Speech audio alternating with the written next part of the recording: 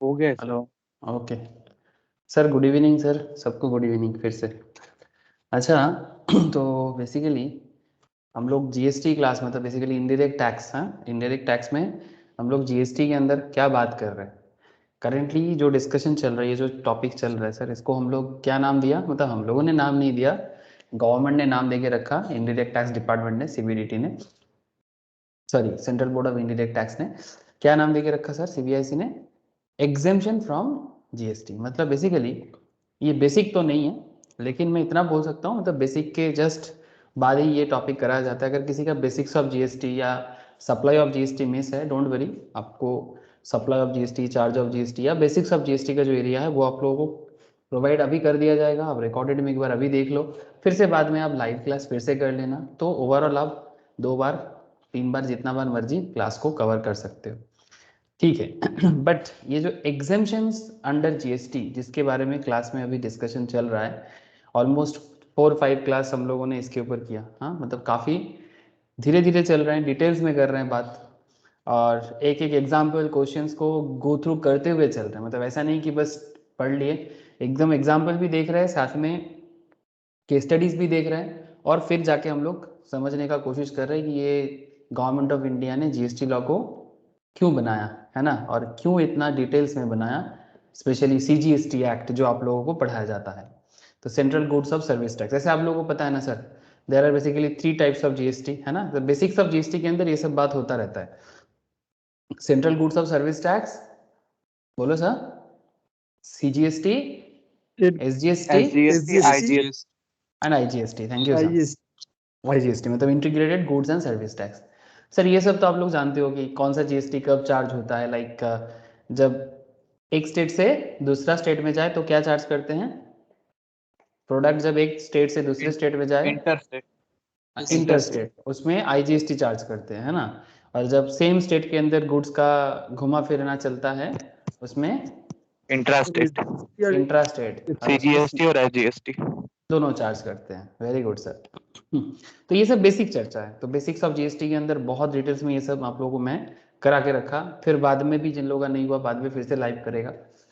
अब क्वेश्चन क्या है सर, क्वेश्चन ये है कि जो एग्जामिशन अंडर जीएसटी चल रहा है ना सर, इसमें हम लोग गवर्नमेंट ऑफ इंडिया का बोला हुआ या फिर इंडायरेक्ट टैक्स डिपार्टमेंट का बताया हुआ एक लंबा लिस्ट है, जिसमें डिफरेंट काइंड ऑफ सर्विसेज जिसको जीएसटी के अंदर एग्जेम्प्ट रखा गया है। अब बात को समझिए, गवर्नमेंट जीएसटी क्यों लेता है हमसे, क्योंकि गवर्नमेंट को इनकम होता है, ये तो मानते हो ना सर।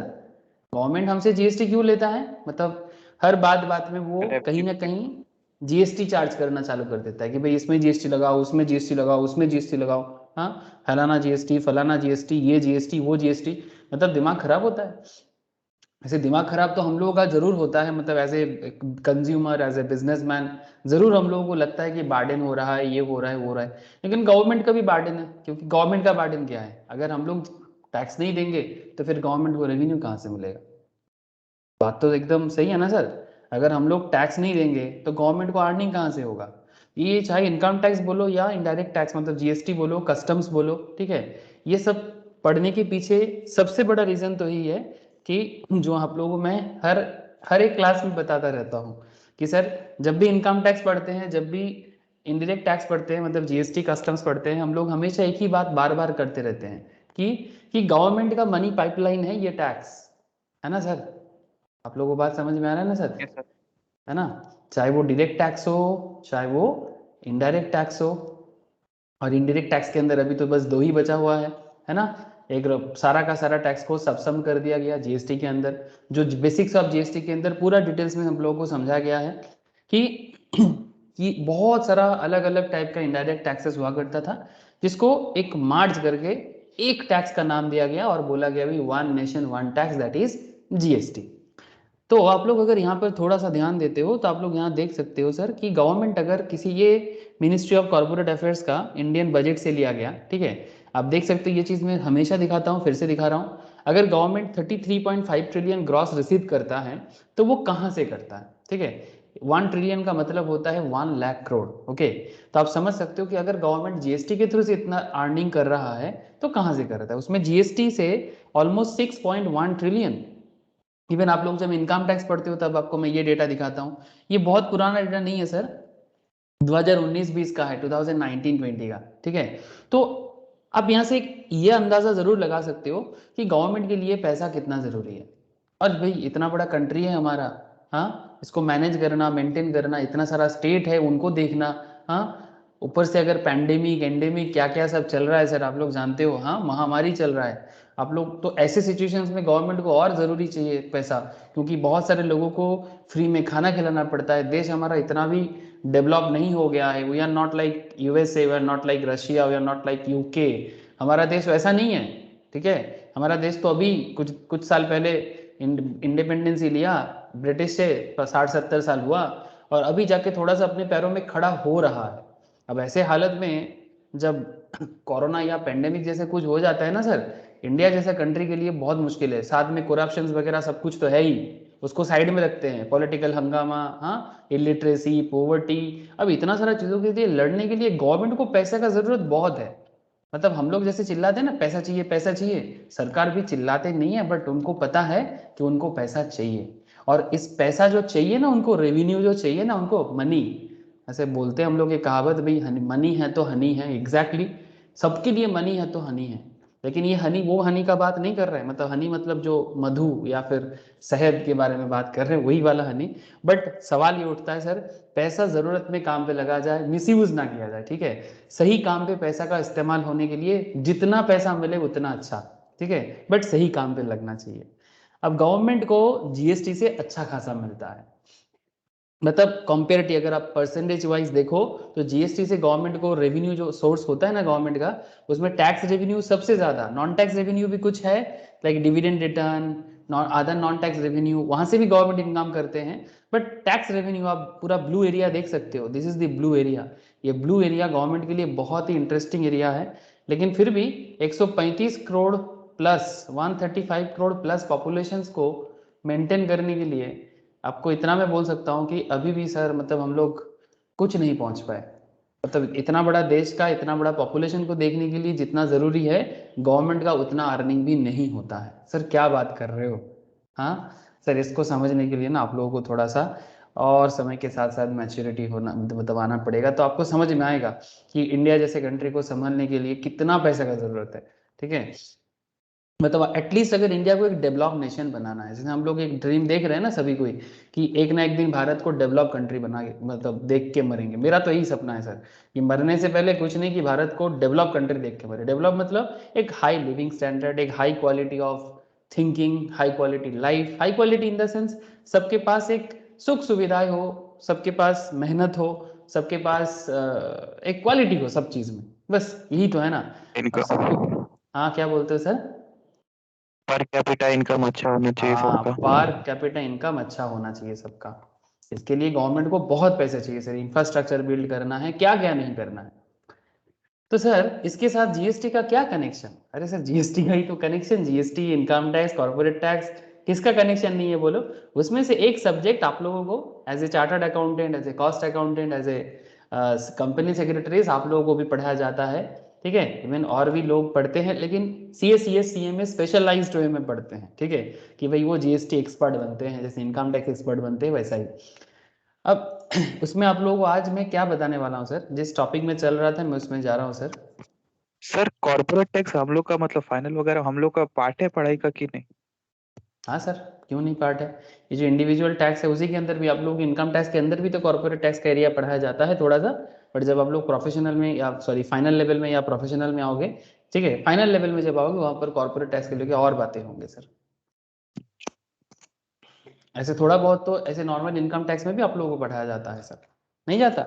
जब आपको इनकम टैक्स स्लैब वगैरह बताया जाता है तो उसमें तो कंपनी होता है, यस सर, तो 30% उसका, फ्लैट रेट। हाँ, इंटरमीडिएट लेवल में उसको उतना डिटेल्स में नहीं दिया गया, बट जैसे जैसे आप लोग फाइनल लेवल में आते हो बहुत ही डिटेल्स में आप लोगों को कॉर्पोरेट टैक्स भी पढ़ाया जाएगा। ओके, ठीक है, सब समझ में आ गया सर। आपने दिमाग खराब करने के लिए हमेशा रेडी रहते हो, ठीक है, मैं समझ गया सर, आप लोगों का दिमाग खराब तो करना ही है। तो ये एग्जेम्पशन अंडर जीएसटी क्या है सर? ये एग्जेम्पशन अंडर जीएसटी मतलब ऐसे ऐसे सर्विसेज के बारे में हम लोग अभी क्लास में चर्चा कर रहे हैं ना, जिसमें जीएसटी नहीं लगाया जाता, ठीक है, या जिसमें जीएसटी को एग्जेम्प्ट करके रखा गया है सर, जिसमें जीएसटी को एग्जेम्प्ट करके रखा गया है। तो इसका एक लंबा लिस्ट तो है जो आप लोगों को समरी नोट्स के अंदर भी मैं रिकैप्चुलेट करके दिखाया, ठीक है। आप लोगों के पास भी समरी नोट्स है, आप लोग चाहो तो गो थ्रू करो उसको। List of services exempt from GST में आप लोगों को, अच्छा अब सवाल ये उठता है कि ये जो गवर्नमेंट जो सर्विसेज को एग्जेम्प्ट करते हैं, try to understand sir, power to exempt GST मतलब जीएसटी के अंदर कौन से सर्विस को एग्जेम्प्ट किया जाएगा, किसको टैक्सेबल किया जाएगा, वो तो समझ में आ जाता है, बट एग्जेम्प्ट करने का पावर किसको किस तरह से मिलता है? सेक्शन 11 ऑफ सीजीएसटी एक्ट को मिलता है या सेक्शन 6 ऑफ आईजीएसटी एक्ट को दिया गया है कि भाई इस सेक्शन के तहत आप सर्विसेज को जीएसटी से छुटकारा दे सकते हो, एग्जेम्प्ट कर सकते हो, ठीक है। इसके लिए गवर्नमेंट क्या कैसे पावर लेते हैं sir? Power to exempt from tax by issuance of notification जारी करते हैं या फिर स्पेशल ऑर्डर बनाते हैं, ठीक है। नोटिफिकेशन जारी करते हैं, स्पेशल ऑर्डर पढ़ाते। सर ये सब चीज तो आप लोग पहले वाले क्लास में बोल चुके हो। अरे हाँ सर, हर चीज ही तो बोल देते हैं, फिर बाद में आप लोग भूल जाते हो। इसलिए क्या करते हैं ना, कई कबार जैसे ही मुझे मन होता है तो मैं आप लोगों को थोड़ा सा रिवाइज कर देता हूँ कि आप लोगों को फिर से याद आ जाए कि भाई जीएसटी एग्जामिशन कैसे होगा, नहीं होगा, ये गवर्नमेंट कैसे बोलते हैं।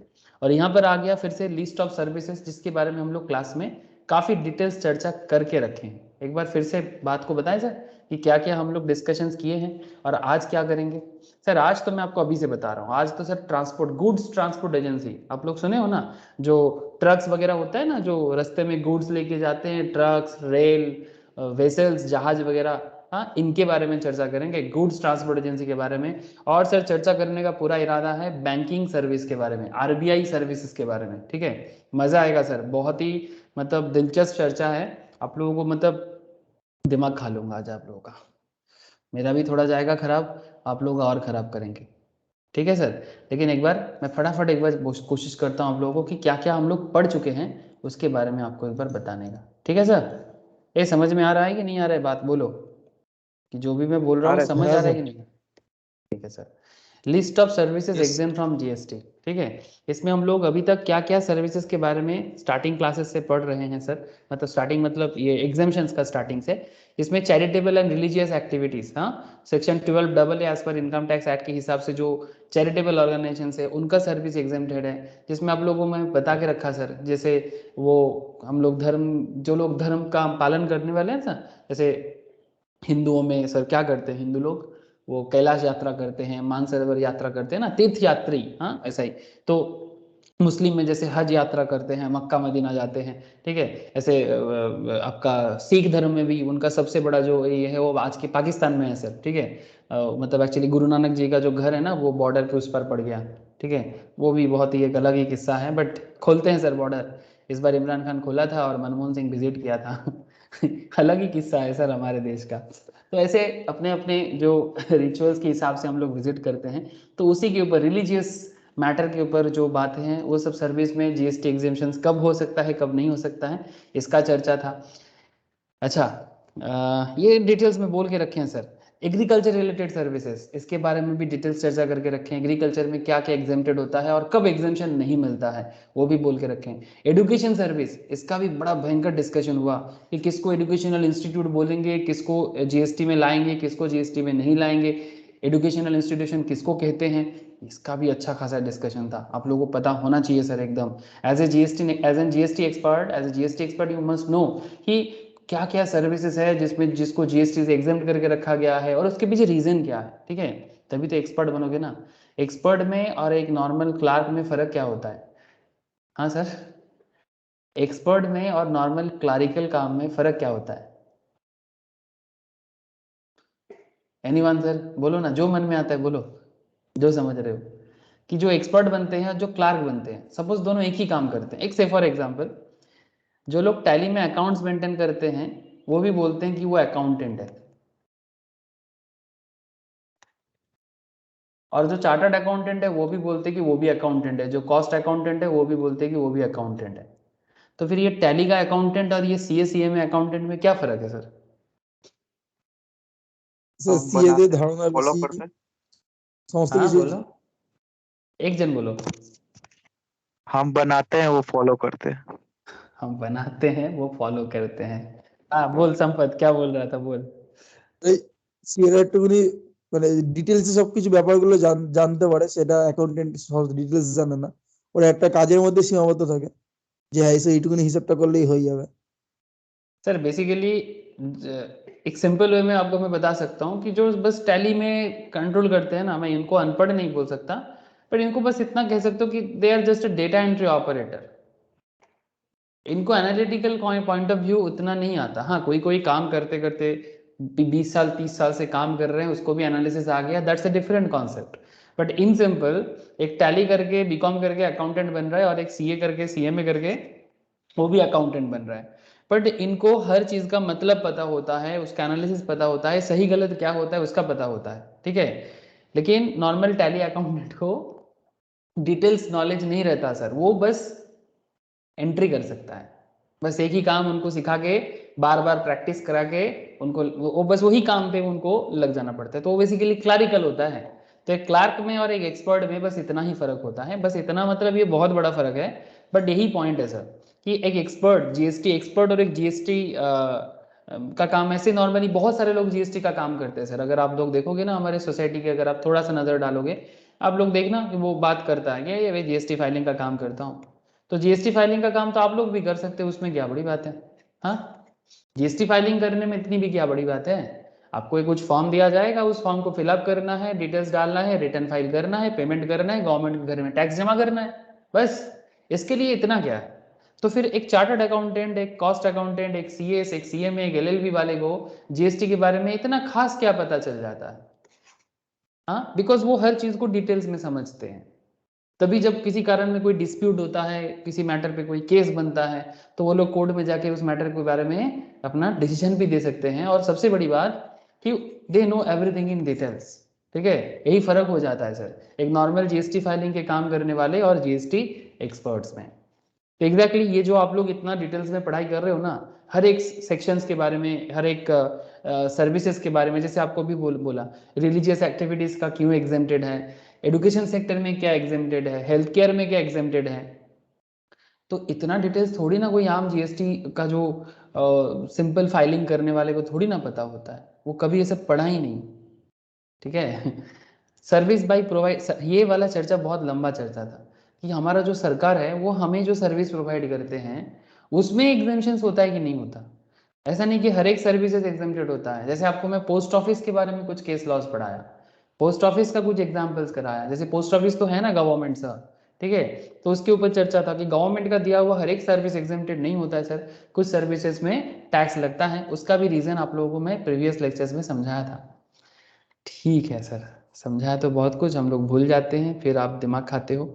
अच्छा, फिर हम लोगों ने कंस्ट्रक्शन सर्विसेज के बारे में पढ़ा। फिर हम लोग services of transport of passengers, मतलब पब्लिक ट्रांसपोर्ट, मतलब ये जो हम लोगों का ट्रांसपोर्टिंग होता है ना सर, पब्लिक ट्रांसपोर्ट, एयर के थ्रू से, नॉन एयर कंडीशंस के थ्रू से, स्टेज कैरेज के थ्रू से, बहुत सारे ऐसे, ये चर्चा भी मैंने प्रीवियस लेक्चर्स में किया।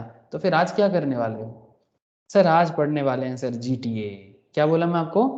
जीटीए के बारे में बात करूंगा, एकदम फ्रेश टॉपिक है, गुड्स ट्रांसपोर्टेशन सर्विसेज। समझ रहे हो सर? गुड्स ट्रांसपोर्टेशन सर्विस, इसके बारे में डिटेल्स चर्चा करना है विद एग्जांपल एंड एनालिसिस। अच्छा, ये जीटीए के बाद मेरा कोशिश रहेगा bank and financial services. Banking and financial, ये सर्विस एरिया में क्या क्या जीएसटी में एग्जेम्प्टेड होता है। मतलब आप एग्जेम्प्टेड जान जाओगे तो आपको समझ में आ जाएगा ना नॉन एग्जेम्प्टेड क्या होता है, ठीक है। तो बस यही फर्क पड़ता है सर। तो बैंकिंग फाइनेंशियल्स, उसके बाद लाइफ इंश्योरेंस बिजनेस, ठीक है, फिर general insurance business, pension scheme, services provided to government, मतलब सरकार को अगर कोई सर्विस प्रोवाइड किया जा रहा है तो उन पे कुछ एग्जेम्पशन है कि नहीं है। लीजिंग सर्विस का भी एक एरिया है, स्पोर्ट्स एंड इवेंट्स के ऊपर भी कुछ पॉइंट्स है सर, स्पॉन्सरशिप के ऊपर, स्किल डेवलपमेंट सर्विसेज का भी कुछ इंटरेस्टिंग एरिया है, right to admission of various events, ठीक है। एंड उसके बाद services by an unincorporated body और a non profit entity registered under in law for the timing in force, बाद में बताएंगे सर, अभी दिमाग नहीं खाएंगे आप लोगों का। अदर एग्जाम सर्विसेज का भी कुछ एरिया है। ये सब करने के बाद आपको समझ में आ जाएगा कि क्या क्या सर्विसेज जीएसटी से एग्जेम्प्टेड किया जाता है, ठीक है। अभी मैं ज़्यादा आप लोगों का टाइम बर्बाद नहीं करना चाहता सर, आ जाएंगे हम लोग जीटीए में, ठीक है। ऐसे ये जो जीटीए या गुड्स ट्रांसपोर्ट एजेंसी के बारे में भी बात कर रहा हूँ ना सर, इसके बारे में ये जो एक चैप्टर है, इससे पहले मतलब एग्जामिशन पढ़ने से पहले हम लोग वो चैप्टर डिटेल्स में पढ़ के आए हैं। जिन्होंने अभी नहीं पढ़ा वो बाद में फिर से पढ़ेगा, डोंट वरी सर। या तो अभी रिकॉर्डिंग पढ़ेगा, बाद में फिर से लाइव करेगा। जीटीए चैप्टर, इस टॉपिक के बारे में हम लोग, एक टॉपिक होता है सर चार्ज ऑफ जीएसटी, ठीक है। किसी किसी को मैंने रिवर्स चार्ज ऑलरेडी, बेसिस में पढ़ते हैं sir. Very good sir. Charge of GST के अंदर ये जीटीए के बारे में ना काफी डिस्कशन होता है। मतलब गुड्स ट्रांसपोर्ट एजेंसी, आप लोग समझ गए ना सर। गुड्स ट्रांसपोर्ट मतलब ट्रांसपोर्टिंग एजेंसी। ऐसे बहुत सारे कंपनीज होते हैं जो ट्रांसपोर्टिंग करते हैं, ठीक है, जो कुरियर सर्विस प्रोवाइड करते हैं आपके घर में। जैसे आज ही बहुत लोगों का किताब आया सीएस इंस्टीट्यूट वाले, ठीक है, सीएमए वाले का भी किताब वगैरह आता है, सीए वाले का भी किताब आता है ना। तो ये किताब आपके घर में पहुंचाते हैं कौन? कुरियर वाले। तो वो कुरियर जो करते हैं वो तो गुड्स ट्रांसपोर्ट ही करता है ना सर, क्या रे? हाँ या ना? हाँ सर। तो यस ये सर। जो कुरियर वाले हैं, ये जो गुड्स ट्रांसपोर्ट एजेंसी हैं, ठीक है, हमारे कलकत्ता में अगर मैं बात करूँ आपको, कलकत्ता में बड़ा बाजार जानते हो सर? जल्दी बोलो। अरे यस सर। कौन नहीं जानता बड़ा बाजार सर?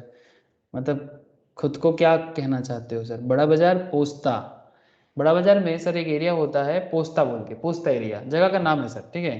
पोस्ता एरिया, इसका इमेज दिखाता हूँ आपको थोड़ा सा, आपको देख के ही समझ में आ जाएगा। ये देखो सर, क्या समझ में आ रहा है सर ये देख के? ये ट्रक देख रहे हो सर, जगह जगह में ट्रक खड़ा हुआ है। हाँ, और इस तरह से मोटिया लोग यस ट्रक सर। में ट्रक में गाड़ी में माल लोड करता है, माल अनलोड करता है, ठीक है। ये सब गुड्स ट्रांसपोर्ट एजेंसी का काम होता है सर, ये सब ट्रांसपोर्टर है सर। सर कहने की बात है सर, एक्चुअली मेरा फैमिली बिजनेस जो है ना पापा का, वो ट्रांसपोर्टिंग बिजनेस में ही काम करते हैं। मतलब मेरा फैमिली में पुश्तैनी बिजनेस है, ठीक है, पापा चाचा सब यही करते हैं। सॉरी। तो इसीलिए मुझे थोड़ा सा इसका प्रैक्टिकल आइडिया थोड़ा ज़्यादा है, मतलब compare to any other business, because ये तो मैं बचपन से देखते आ रहा हूँ घर पे। लेकिन मैं कभी इस बिजनेस में कुछ ज़्यादा किया नहीं। पापा कभी कभी कॉलेज डेज में बोलता था जाओ थोड़ा सा जाके बैठो ऑफिस में। तो मैं ना जिस दिन जाता था वो था संडे, और संडे के दिन ना पोस्ता छुट्टी रहता है सर, कोई गाड़ी में ना तो माल लोड होता है और ना ही अनलोड होता है। तो उस दिन कुछ नहीं होता तो मैं जाके घूम के आ जाता था। नॉर्मल दिन में सर वहां पर तो रास्ते में चलने का जगह तक नहीं मिलता, मोटिया आके ना आपके ऊपर ही ये ठेला चढ़ा देगा, ठीक है। मतलब अगर किसी को ऐसे किसी किसी का शौक होता है ना, रास्ते में चल रहा है और आसमान की तरफ आंख है, ऐसा कोई अगर आ जाए ना, वो उसका तो हॉस्पिटलाइज होना ही है उसको। इतना ये लोग स्पीड अप में काम करता है। देख पा रहे सर आप लोग? बोलो। Yes sir. ये जो गुड्स लोड हो रहा है, यस सर। ये सब जो गुड्स लोड हो रहा है, ये कहीं ना कहीं किसी ना किसी का कंसाइनमेंट है। क्या है सर? कंसाइनमेंट, ठीक है। कंसाइनमेंट मतलब जो कंसाइनर है, मतलब कोई कोलकाता से है सर, सॉरी, कोई कोलकाता से है जिसका दुकान है कोलकाता में, वो किसी को गुड्स भेज रहा है सर, कोलकाता के अलग अलग, वेस्ट बंगाल के अलग अलग शहरों में, गांव में, ठीक है। तो ये कंसाइनर कंसाइनमेंट के केस में जीएसटी का क्या खेल है, वो मैं अभी आपको बताने वाला हूँ, ठीक है। ओके सर, समझ गए सर, एकदम बिल्कुल समझ गए। मतलब मैं थोड़ा सा आपको की कोशिश कर रहा था कि जीटीए क्या करता है उसके बारे में थोड़ा बताने का। अब आ जाते हैं सर, चलो देखते हैं एक एक एक करके। स्टोरी जितना आसान मज़ेदार था, लॉ उतना मज़ेदार नहीं होता है ना सर। लॉ में एंट्री सेक्शन दिमाग खराब करता है, लेकिन क्या करें सर, पढ़ना तो इसी तरह से लोग एक्सपर्ट बन पाते हैं। मैं क्या कर सकता हूँ? अच्छा, आप कुछ नहीं कर सकते? नहीं सर, मैं कुछ नहीं कर सकता। मैं बस आपको पढ़ा सकता हूँ, और आपको बस पढ़ना है, सीखना है, और क्या।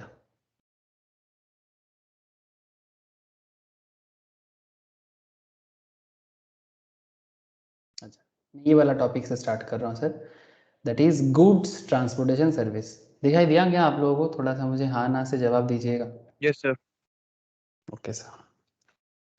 तो ये गुड्स ट्रांसपोर्टेशन सर्विस मैंने थोड़ा बहुत आपको दिखाया इमेज के थ्रू से, बड़ा बाजार पोस्ता में कैसे गुड्स ट्रांसपोर्टेशन के लिए काम होता है। कलकत्ता में बड़ा बाजार में होलसेल मार्केट है सर, एशिया का वन ऑफ द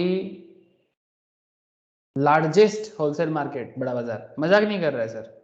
एक ज़माने में नंबर 1 हुआ करता था, लेकिन कोलकाता सर थोड़ा सा डाइंग हो गया, मतलब कोलकाता ना ऐसे अभी भी बड़ा है कोलकाता, लेकिन जब एक ज़माना था 1950 60s के दौरान कोलकाता नंबर 1 सिटी हुआ करता था बिजनेस के एंगल से, लेकिन ड्यू टू वेरियस रीज़न, ठीक है, specially after second world war Kolkata के ऊपर बहुत मुश्किल बढ़ा, और उसके बाद धीरे धीरे इंडिपेंडेंस के बाद कोलकाता का डेवलपमेंट में ना प्रॉब्लम चालू हो गया, मतलब डिटोरिएट होते लगा कोलकाता।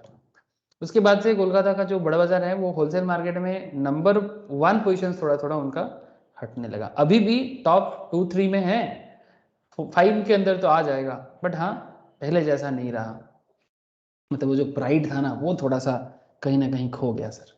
मतलब इतना सारा दुनिया का हर चीज़ मिलता है, अभी ऐसे बोल सकते हो कि ईस्टर्न इंडिया का लार्जेस्ट मार्केट, करेंट जो सिचुएशन है उस पर आप ईस्टर्न इंडिया का लार्जेस्ट मार्केट बोल सकते हो होलसेल में, बट एशिया का नंबर 1 नहीं है। दुख की बात है, खराब लगता है, क्योंकि हम लोग बंगाल से हैं, कोलकाता से है, अच्छा होता है ना हर चीज़ में नंबर 1 बन जाए, क्या मज़ा आ जाए सर।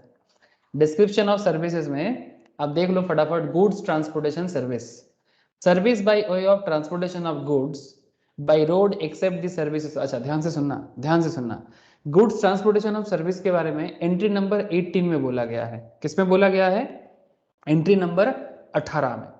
मतलब ये अलग अलग एंट्री ना एक्ट के अंदर बोला गया है, और उसे एंट्री के हिसाब से आपको पढ़ना पड़ता है, एंट्री याद रखने का जरूरत है।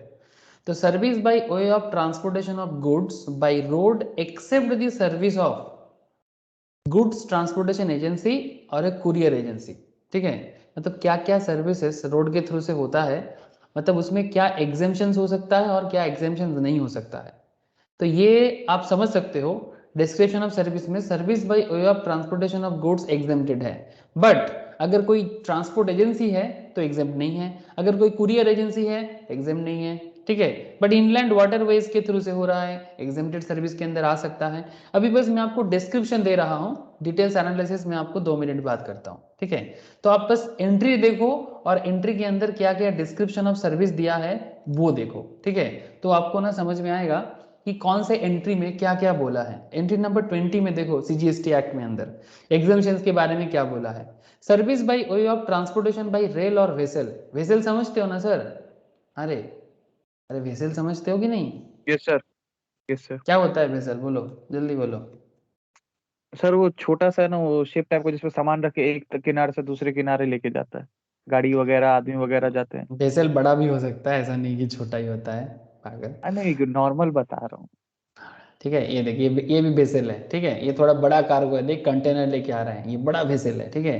वेसल छोटा भी कार्गो हो होता गया। है, हाँ ये कार्गो है but that is also vessel, ठीक है। तो छोटा मोटा भी हो सकता है ऐसे वेसल, बड़ा भी हो सकता है वेसल, ठीक है। इसका ही बात कर रहे हैं सर, ठीक है। तो पॉइंट क्या है sir, point is like that कि service by way of transportation by rail और vessel from the one place in India to another of the following goods. अगर आप इंडिया के अंदर, ठीक है, relief materials mean for victims of natural और man made disaster, calamities, accident और mishap, जैसे कुछ दिन पहले एक बहुत बड़ा तूफान आया था, मतलब एक साइक्लोन आया था, क्या नाम था साइक्लोन का, जल्दी बोलो। उड़ीसा में, बंगाल में हुआ था, उड़ीसा में बहुत भयंकर हुआ था, क्या नाम है? फनी, क्या आम नाम था? आम्फान। अम्फान। हाँ, अब बहुत सारा आया इस बार, बहुत सारा आया ना सर, आम्फान, फनी, उससे पहले आयला, भर भर के साइक्लोन आया सर। साइक्लोन का तो मार्केट बन गया, मतलब आजकल क्या चीज का मार्केट चल रहा है? साइक्लोन का। প্রত্যেক বছর একটা করে हाँ बोलो। एक প্রত্যেক বছর नहीं একটা করে। एक नहीं, कम से कम 3 দুটো করে আসছিল, দুটো তিনটে করে এসেছিল একদিন দিলে। कम से कम 2-3, हाँ एक से नहीं কুড়ি बन থেকে बन দুবার এসছে, हाँ 2020 से দুবার এসছে করোনার সাথে গিফট। वही तो बोल रहे हैं। तो आई होप यू अंडरस्टैंड। अच्छा म्यूट कर लो सर, किसी का म्यूट नहीं है। तो relief materials mean for victims of natural और man made disasters, calamities, accident और मिसहैप, इसके लिए अगर ट्रांसपोर्टेशन रेल और वेसल के थ्रू से हो रहा है तो वो सब एग्जेम्प्टेड कैटेगरी में आएगा, कॉमन सेंस बता रहा है सर। डिफेंस और मिलिट्री इक्विपमेंट्स एग्जेम्प्टेड कैटेगरी में आ जाएगा। न्यूज़पेपर और magazines registered with the register of newspaper, आजकल सर मन मर्जी न्यूज़ कंपनीज चल रहा है, हाँ यूट्यूब ओपन करो, गूगल ओपन करो, इतना सारा न्यूज़ से मतलब सोर्स दिखता है, जैसा लगता है कि हर कोई खबर बना रहा है ना। लेकिन क्या हर एक न्यूज़ ऑर्गेनाइजेशन रजिस्टर है क्या? नहीं हम लोग तो बहुत बार तो सर उल्टा सीधा न्यूज़ चैनल के थ्रू से सोचते हैं कि यही सच है होगा, है ना। गूगल या फिर एंड्रॉयड मोबाइल्स में इतना उल्टा सीधा न्यूज़ सोर्स आ गया, क्या बताओ आपको। ठीक है, अगर न्यूज़पेपर या मैगजीन का बात कर रहे हैं तो वो रजिस्टर ऑफ न्यूज़पेपर्स के अंदर होना चाहिए, ऐसे न्यूज़पेपर के बारे में बात कर रहे हैं। अगर वो रजिस्टर नहीं है ना तो उसको एग्जाम्पशन बिल्कुल नहीं मिलेगा। अच्छा, रेलवे इक्विपमेंट्स और मटेरियल्स, एग्रीकल्चरल प्रोड्यूस और ज़रूरी चीज़ों में milk, salt, food grain including flours, pulses and राइसेस। ठीक है, आप समझ रहे हो ना, चावल, दाल, आटा, मैदा, इस तरह का चीज़ें। And organic manure. हाँ, ऑर्गेनिक मैन्योर क्या होता है? हाँ सर, ऑर्गेनिक मैन्योर क्या होता है, जल्दी बोलो, जिसको समझ में आया वही बोलो सर। ऑर्गेनिक मैन्योर मतलब तैयार किया गया और और उसमें बिना केमिकल्स नहीं खाद होता। वगैरह के मतलब very good sir, very good, both are right. अभी से भी सही बोल रहा था शिवम भी। मतलब बेसिकली ऑर्गेनिक मैन्योर वो हो गया जो एग्रीकल्चर में यूज होता है, खाद काउडंग टाइप में बना हुआ है, या फिर वेराइटीज ऑफ, मतलब आजकल ऑर्गेनिक का बहुत ज़माना आ गया सर, क्योंकि ये रासायनिक यूज़ कर करके ना हमारा ज़मीन खोखला बन गया, जैसे हमारा बॉडी खोखला बन गया ना। हाँ, ये कोरोना पे कोरोना आ जा रहा है और हमारा बॉडी रेजिस्ट नहीं कर पा रहा है, क्यों जानते हो? हम सबका बॉडी कितना भी वैक्सीन बना रहा है, फूड वैक्सीन की काम वजह नहीं कर से रहा है। हाँ, फूड की वजह से, क्योंकि उसमें इतना ज्यादा वो सब इंजेक्शन वगैरह या फिर क्या क्या यूरिया खाद अलग अलग तरीके का चीज डाला जा रहा है, उसका साइड हर इफेक्ट तरह बॉडी से, पे भी तो होगा ना सर। हर तरह से हमारा बॉडी केमिकल है। ठीक है, एयर एक तो जो फूड हम लोग ले रहे हैं, ठीक है, वो केमिकल, और दूसरा केमिकल। ऑक्सीजन। हाँ, और नहीं, दूसरा दूसरा ऑक्सीजन। ऑप्शन नहीं, सबसे भयंकर जो बात है ना सर, ऑक्सीजन तो चलो 2 मिनट बाद में बात कर लेते हैं, इतना भी ऑक्सीजन ऑक्सीजन का कमी नहीं आया। ये कोरोना हो, कोविड हो, ये जिसका भी बात हो, आप लोग थोड़ा सोचना कभी 2 मिनट। हाँ, कि आजकल हम लोग बोलते हैं modern science, modern science, but actually modern science ना सस्टेनेबल डेवलपमेंट नहीं कर पा रहा है। आप कभी सोचना देख के, मॉडर्न साइंस में क्या हो रहा है, आपको केमिकल दे दिया, हम मिट्टी में लगा दिए, पेड़ पौधा बहुत ज़्यादा ज़्यादा बनता गया। यस, ज़रूरी था, I understand, but long term point of view में ना बहुत खराब हो रहा है। दूसरा, आप देखो हमारे बॉडी में कुछ भी होता है हम लोग एलोपैथी दवाई लेते हैं। I am not against allopathy, मैं बस आपको समझाने का कोशिश कर रहा हूँ, आप सोचना। ठीक है, मैं जो बोलूँ थोड़ी ना है कि आग बंद करके मान लोगे सर। एलोपैथी दवाई में क्या होता है ना सर, वो केमिकल है, एकदम सिंपल है, केमिकल कॉम्पोजिशन है। एंटीबायोटिक खा खा के सर रेजिस्टेंस पावर खत्म। एंटीबॉडी कुछ थोड़ा सा कुछ भी होता है ना, जैसे नाक में पानी निकल रहा है, हम लोग डॉक्टर के पास चले जाते हैं, मैं भी जाता हूँ। ठीक है, एंटीबॉडी एंटीबायोटिक देता है। हाँ, आजकल तो कितना सारा कॉमन हो गया, क्लैवम, एजिथ्रल, बहुत सारा नॉर्मल फीवर में। ठीक है, इतना एंटीबायोटिक खा लिया कि बॉडी में एंटीबॉडी बनना ही खत्म हो गया। मतलब अब दूसरा कोई थोड़ा सा अगर ज़्यादा पावरफुल बीमारी आ गया ना, बस रजिस्ट नहीं कर सकते। एक तो फूड खराब, दूसरा दवाई खराब। मतलब ये कितना भी वायरस आता जाएगा और बूस्टर पे बूस्टर लगाते जाना सर। हाँ, अभी कोरोना का एक एक सेक्टर आ रहा है, कभी डेल्टा, कभी ओमिक्रॉन। अब क्या करना होगा, बस बूस्टर का लाइन पे लगाना पड़ेगा। सपोज आपका 2 डोज हो गया, आप बोलोगे और 2 डोज चाहिए, फिर और बूस्टर डोज, फिर सेकेंड बूस्टर, थर्ड बूस्टर, चलता जाएगा सर। फिर ऐसा करते करते मानव समाज खत्म। हाँ, हो सकता है 100 साल 200 साल लगेगा, बट ये जीना भी क्या जीना सर। हाँ, ये बूस्टर डोज लेते लेते जिएंगे क्या? सोचिएगा कभी, नहीं सर, कुछ तो गड़बड़ हेमोपैथिक है तो ना। वापिस आएगा सर। नहीं, मैं होम्योपैथी का बात नहीं कर रहा हूँ, आई डोंट नो नहीं पर होम्योपैथी। सर एक तरह से ठीक होता है। मेरे पापा ना दो वो खाते हैं, मतलब एक तो लीव खाते कोई पेड़ का और एक स्टीम खाते, उनको डायबिटीज है। तो वो खाने के बाद है ना कोई टैबलेट वगैरह नहीं लेता और नॉर्मल स्वीट्स वगैरह खाते हैं, उनका शुगर एकदम कंट्रोल में रहता है। हाँ, अगर वो नहीं पिए, एक तो कड़वा बहुत तो ज्यादा होता है, पर वो नहीं लेते तो प्रॉब्लम होता है, लेते तो कोई दिक्कत नहीं, स्वीट्स वगैरह नॉर्मल आराम से खाते हैं, कोई टेंशन नहीं। I don't know Ayurvedic homeopathy से मेरे को उतना नॉलेज नहीं है, बट मैं बस अपने आप को कभी कभी पूछता हूँ कि ये कैसा डेवलपमेंट कर रहे हैं हम लोग, कि जिसमें मतलब अल्टीमेटली कुछ दिखाई नहीं दे रहा है। That's a question just mind में आता है, तो आप लोगों से मैं शेयर कर लिया। मुझे नहीं पता आयुर्वेद क्या करता है, मुझ में, क्योंकि मैं उस फील्ड का हूँ नहीं, मेरे को उतना नॉलेज नहीं है। होम्योपैथी क्या कर सकता है, आई डोंट नो सर। यूनान क्या कर सकता है, बहुत सारे मेडिकल सिस्टम है, आप लोगों में इसी चैप्टर में पढ़ा था, याद है, मेडिकल सर्विस में। हाँ, how many types of medicine system is approved in India, याद है क्या आप लोगों को? क्या रे, हेल्थ सेक्टर्स के अंदर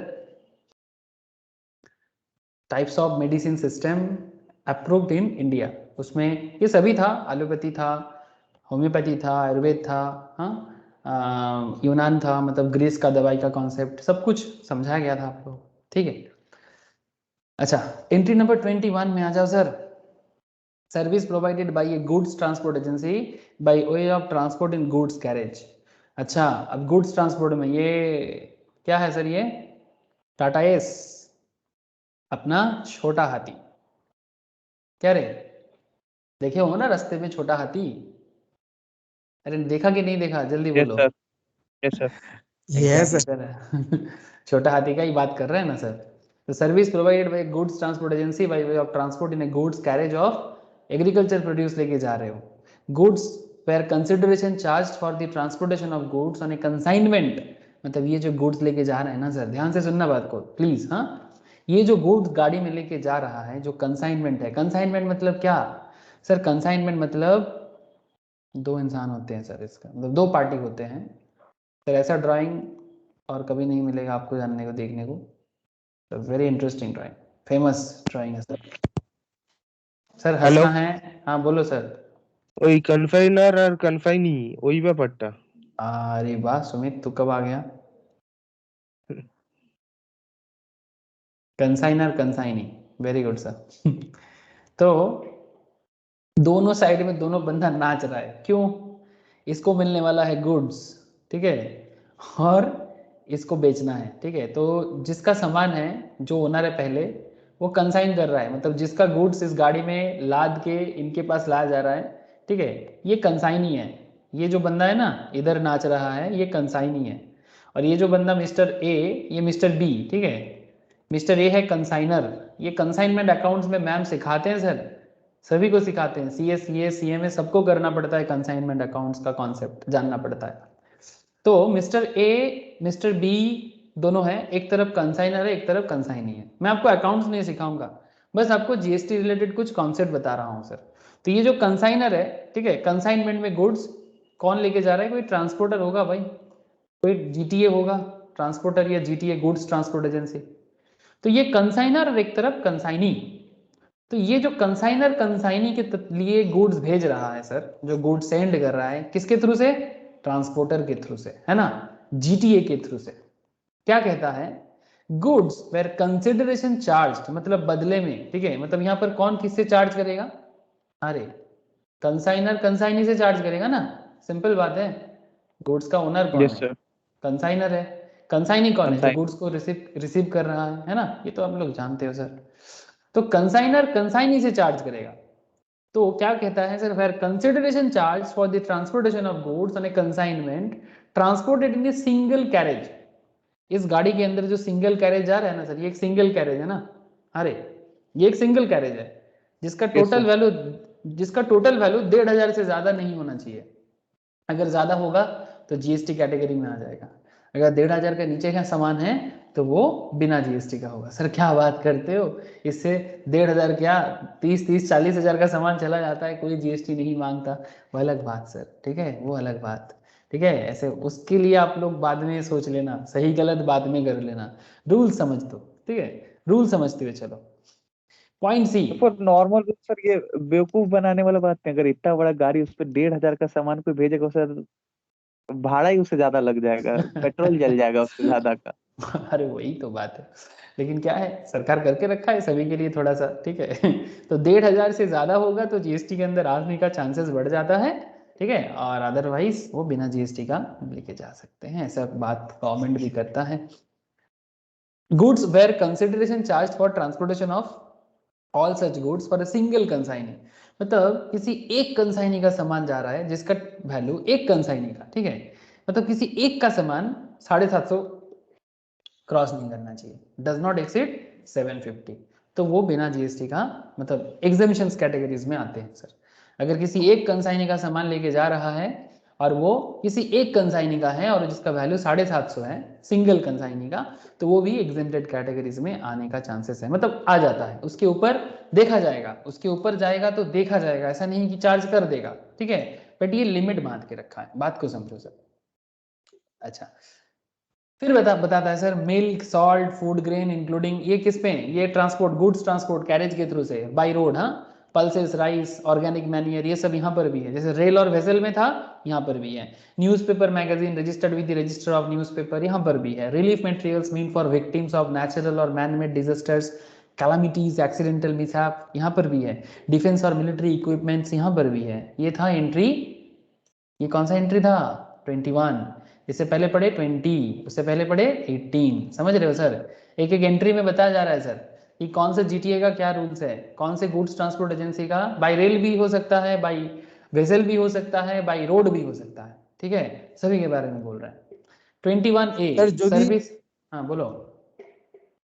যদি স্যার ধরুন জিএসটি চার্জ করে গভর্নমেন্ট জিটিএ এর উপরে, তখন তো যে এজেন্সির মানে যে ট্রান্সপোর্ট এজেন্সি থ্রু দিয়ে যাচ্ছে তাহলে তাকে তো জিএসটি পেমেন্ট করতে হবে সেই ক্ষেত্রে। नहीं, इसमें खेल है, वेट कर कि जीटीए को देना पड़ेगा कि किसी और को देना पड़ेगा, वो तो बताने वाले हैं ना सर कि ट्रांसपोर्ट एजेंसी पे जीएसटी लगता है कि किसी और पे जीएसटी लगता है। वेट एंड वॉच, तभी तो समझोगे স্যার আপনি सर। বলেছিলেন, আপনি সেদিনকে বলেছিলেন। ये एक्चुअली चार्ज ऑफ जीएसटी के अंदर समझाया जाता है सर, হ্যাঁ ठीक স্যার, है। হ্যাঁ স্যার, কনসাইনারের কাছে যদি জিএসটি ইয়ে থাকে তাহলে কনসাইনার পেমেন্ট করবে, আর যদি না ठीक है, থাকে সেই ক্ষেত্রে জিটিএ এর আছে। ठीक है। नॉर्मली ये चार्ज ऑफ जीएसटी के अंदर थोड़ा डिटेल्स बोला जाता है, मैं आज फिर से बोलूंगा, डोंट वरी, हेलो फिर से बोलूंगा। हाँ बोल बोल बोल, सुन रहा हूँ। স্যার মনে পড়ে গেছে, মনে পড়ে গেছে, हाँ सुमित बोल জিটিএ रहे। ব্যাপারটা মনে পড়েছে এবার। अच्छा ठीक है, चल ठीक है सर, अभी खत्म करने दो, फिर आप लोगों का क्वेश्चन तो मैं लेता जाऊंगा। Service provided by GTA to an unregistered person, अगर कोई गुड्स ट्रांसपोर्ट एजेंसी मतलब ट्रांसपोर्टर किसी अनरजिस्टर्ड पर्सन को सर्विस प्रोवाइड कर रहा है including an unregistered casual taxable person. Sir ये कौन होता है कैजुअल टैक्सेबल पर्सन? ये लोग ना नॉर्मली रजिस्टर्ड नहीं होता, ठीक है, और कभी कभी बिजनेस करता है इंडिया में, ठीक है, कभी कभी बिजनेस करता है, रेगुलर बिजनेस नहीं करता, ठीक है, इसलिए ना ये लोग कैजुअल टैक्सेबल कैटेगरीज में आते हैं। ये भी ना बेसिक्स ऑफ जीएसटी के अंदर है ना, कैजुअल टैक्सेबल के बारे में थोड़ा डिटेल्स में बात किया गया है सर, ठीक है। तो कैजुअल टैक्सेबल पर्सन, अभी मैं कैजुअल के बारे में बस इतना ही बोल सकता हूँ कि जो लोग रेगुलर टैक्सेबल कॉन्सेप्ट के साथ नहीं होता है सर, ये लोग कभी कभी बिजनेस करते हैं इसलिए, ठीक है। तो कोई ऐसे अनरजिस्टर्ड, हेलो जॉइंट वेंचर, समझ में नहीं आ रहा sir. Joint venture, joint venture, joint venture, joint venture casual taxable person में है, आ ही सकता है ना सर, क्योंकि रेगुलर बेसिस पे तो नहीं होता, जब उसका काम खत्म, फॉर्म खत्म। हाँ तुम बोल सकते हो कि जो भी मतलब कोई ऐसा इंसान जो बेसिकली कैजुअल है, मतलब कैजुअल और रेगुलर में क्या फर्क होता है? रेगुलर मतलब जो रेगुलरली काम कर रहे हैं, कैजुअल मतलब जो उस काम को रेगुलरली नहीं करता है, सिंपल बात, ठीक है। अभी इतना ही याद रखो, बाद में बताऊंगा इसके बारे में। ये बेसिक्स के अंदर, चार्ज ऑफ जीएसटी के अंदर, कैजुअल के अंदर बहुत सारा बातें होगा सर बाद में, ठीक है, जो कैजुअल को लेके ही चर्चा करेंगे। बस फिलहाल इतना समझ जाओ कि कोई अनरजिस्टर्ड कैजुअल टैक्सेबल पर्सन है या फिर कोई अनरजिस्टर्ड पर्सन है। अनरजिस्टर्ड मतलब किस में, मतलब जिसका जीएसटी रजिस्ट्रेशन नहीं है, अगर उनका सर्विस प्रोवाइड कर रहे हैं कौन, ट्रांसपोर्टर, उनका सर्विस प्रोवाइड कर रहा है ट्रांसपोर्टर, बात समझ रहे हो ना सर, जिसका सर्विस प्रोवाइड कर रहा है ट्रांसपोर्टर, ठीक है। तो GTA to an unregistered person including an unregistered casual taxable person other than following recipients, इनको छोड़ के, किसको छोड़ के, मतलब अगर इन लोगों को दे रहा है ना तो एग्जेम्प्टेड कर देगा, लेकिन इनको छोड़ के, मतलब जैसे कि ध्यान से सुनना, फैक्ट्री को दे रहा है कौन, ट्रांसपोर्टर, फैक्ट्री को सर्विस दे रहा है, जो फैक्ट्री फैक्ट्रीज एक्ट 1948 में रजिस्टर्ड है। ये सीएमए वाले हैं ना सर, सीएमए वाले को पढ़ना पड़ता है, जो सीएमए स्टूडेंट्स होते हैं उनको स्पेसिफिकली एक चैप्टर पढ़ना, मतलब टॉपिक पढ़ना पड़ता है इंडस्ट्रियल लॉ का। सीएस को भी करना पड़ता है इंडस्ट्रियल लॉ का, ग्रुप 2 में सीएस का, सीएमए का ग्रुप 1 के अंदर ही आता है। तो ये इंडस्ट्रियल लॉ के अंदर ये सब फैक्ट्रीज एक्ट वगैरह आ जाता है, ठीक है, अभी उतना चर्चा नहीं करना है, बस बता दिया आपको। Any factories registered under governed by the factories act 1948, अगर कोई ट्रांसपोर्टर किसी फैक्ट्री को सर्विस प्रोवाइड कर रहा है, अगर कोई ट्रांसपोर्टर किसी सोसाइटी, जो society registration act, society registration act 1860 के अंदर रजिस्टर्ड है, उनको सर्विस प्रोवाइड कर रहा है, ठीक है। अगर कोई ट्रांसपोर्टर किसी कोऑपरेटिव सोसाइटी जो any establish under any law for the timing in force उसके अंदर है, या फिर कोई ट्रांसपोर्टर किसी बॉडी कॉर्पोरेट मतलब किसी कंपनी को establish by under any law for the timing in force मतलब गवर्नमेंट के लॉ के हिसाब से ही उस टाइम पे आया है, या फिर किसी पार्टनरशिप फर्म चाहे वो रजिस्टर्ड हो या not under any law including association of person, मतलब चाहे वो पार्टनरशिप फर्म रजिस्टर्ड हो या ना हो। अच्छा, क्या पार्टनरशिप रजिस्टर्ड होना जरूरी है एज पर पार्टनरशिप लॉ? जल्दी बताना।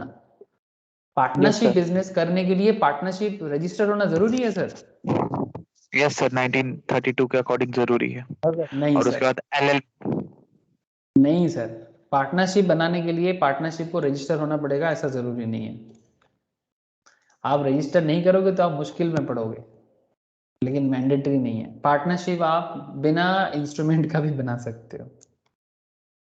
पार्टनरशिप के लिए कोई लिखा पढ़ी होना जरूरी नहीं है, मुश्किल यही हो और जाता है जब एलएलपी के लिए एलएलपी नहीं है मास्टर सर, एकदम बिल्कुल 2008 एलएलपी एक्ट में मास्टर, बिना आप एलएलपी बन ही नहीं सकते। 2008 एलएलपी एक्ट में तो आपको लिमिटेड लायबिलिटी पार्टनरशिप है तो कंपनी वाला फीलिंग आता है ना उसमें, उसके लिए जरूरी है। 32 के हिसाब से पार्टनरशिप क्लियर कट बताते हैं, पार्टनरशिप मैंडेटरी नहीं है, बस दोनों इंसान एक ऑब्जेक्टिव में कोई बिजनेस के लिए राजी हो जाए वो पार्टनरशिप चालू कर सकता है। बट वही प्रॉब्लम यही है कि अगर आप किसी इंस्ट्रूमेंट के थ्रू से अपने आप को बॉन्डेज नहीं करते हो पार्टनर्स को, तो बाद में अगर कोई डिस्प्यूट हो तो कोर्ट उसमें कोई फैसला नहीं दे सकता। अपने बीच में मारपीट करके जो करना है करो। तो जो भी हो बात समझो सर, अगर कोई पार्टनरशिप फर्म है वेदर रजिस्टर्ड और not under any law including association of person, ठीक है, अगर उनको भी कोई सर्विस प्रोवाइड कर रहा है तो वो एग्जेम्प्टेड कैटेगरीज में नहीं आता है। समझ रहे हैं ना सर? अरे बोलो, समझ रहे हैं कि नहीं समझ रहे हैं? Yes sir. मैंने एनालिसिस देना चालू नहीं किया, अभी तो बस हम लोग एंट्री पढ़ रहे हैं। अगर कोई जीटीए किसी कैजुअल टैक्सेबल पर्सन जो central goods and service tax act में रजिस्टर्ड है और integrated goods and service tax act में रजिस्टर्ड है, या फिर state goods and service tax act में रजिस्टर्ड है, या फिर किसी union territory goods and service tax act में रजिस्टर्ड है, तो उन्हें भी प्रोवाइड करता है ना, तो वो भी एग्जेम्प्टेड हो सकता है या ना हो सकता है सर? वो भी एग्जेम्प्टेड नहीं होगा। ठीक है, मतलब कहने का मतलब है कि अगर जीटीए किसी अनरजिस्टर्ड को दे रहा है या फिर अनरजिस्टर्ड कैजुअल टैक्सेबल पर्सन को दे रहा है तो शायद आपको एग्जेम्प्ट कर दे, मतलब एग्जेम्प्टेड कर देगा। लेकिन फॉलोइंग रिसिपेंट्स अदर देन, क्या बोला यहाँ पर? अदर देन दी फॉलोइंग, इनके लिए एग्जेम्प्टेड ना भी हो सकता है। कैसे? एनालिसिस में बताएंगे सर, वेट। और एक आ गया sir entry 21B। 21B, services provided by a GTA मतलब goods transport agency by way of transport of goods in goods carriage. ध्यान से सुनिएगा, service provided by a GTA by way of transport of goods in goods carriage किसके लिए कर रहे हैं?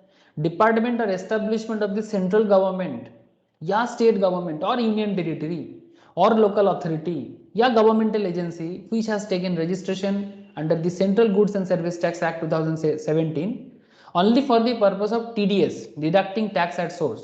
मतलब कुछ गवर्नमेंट एजेंसीज होते हैं सर, वो सिर्फ टीडीएस काटता है। टीडीएस समझते हो ना, इनकम टैक्स में पढ़ा जाता है टीडीएस के बारे में, ठीक है। टैक्स डिडक्टेड एट सोर्स, वो क्या होता है ना, सोर्स से ही टैक्स काट लिया जाता है, ठीक है, टीडीएस का कॉन्सेप्ट। टीसीएस भी एक अलग होता है, टैक्स कलेक्टेड एट सोर्स। तो टीडीएस काटने का उनको मौका मिलता है, लेकिन कोई गुड सप्लाई करने का मौका नहीं मिलता। किसको? कोई गवर्नमेंटल एजेंसी को।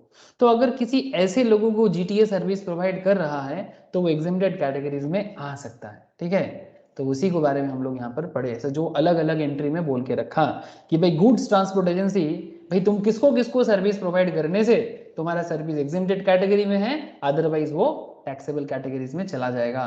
जिसके लिए एंट्री नंबर 18, 20, 21, 21B इतना सारा एंट्री बोल के रखा।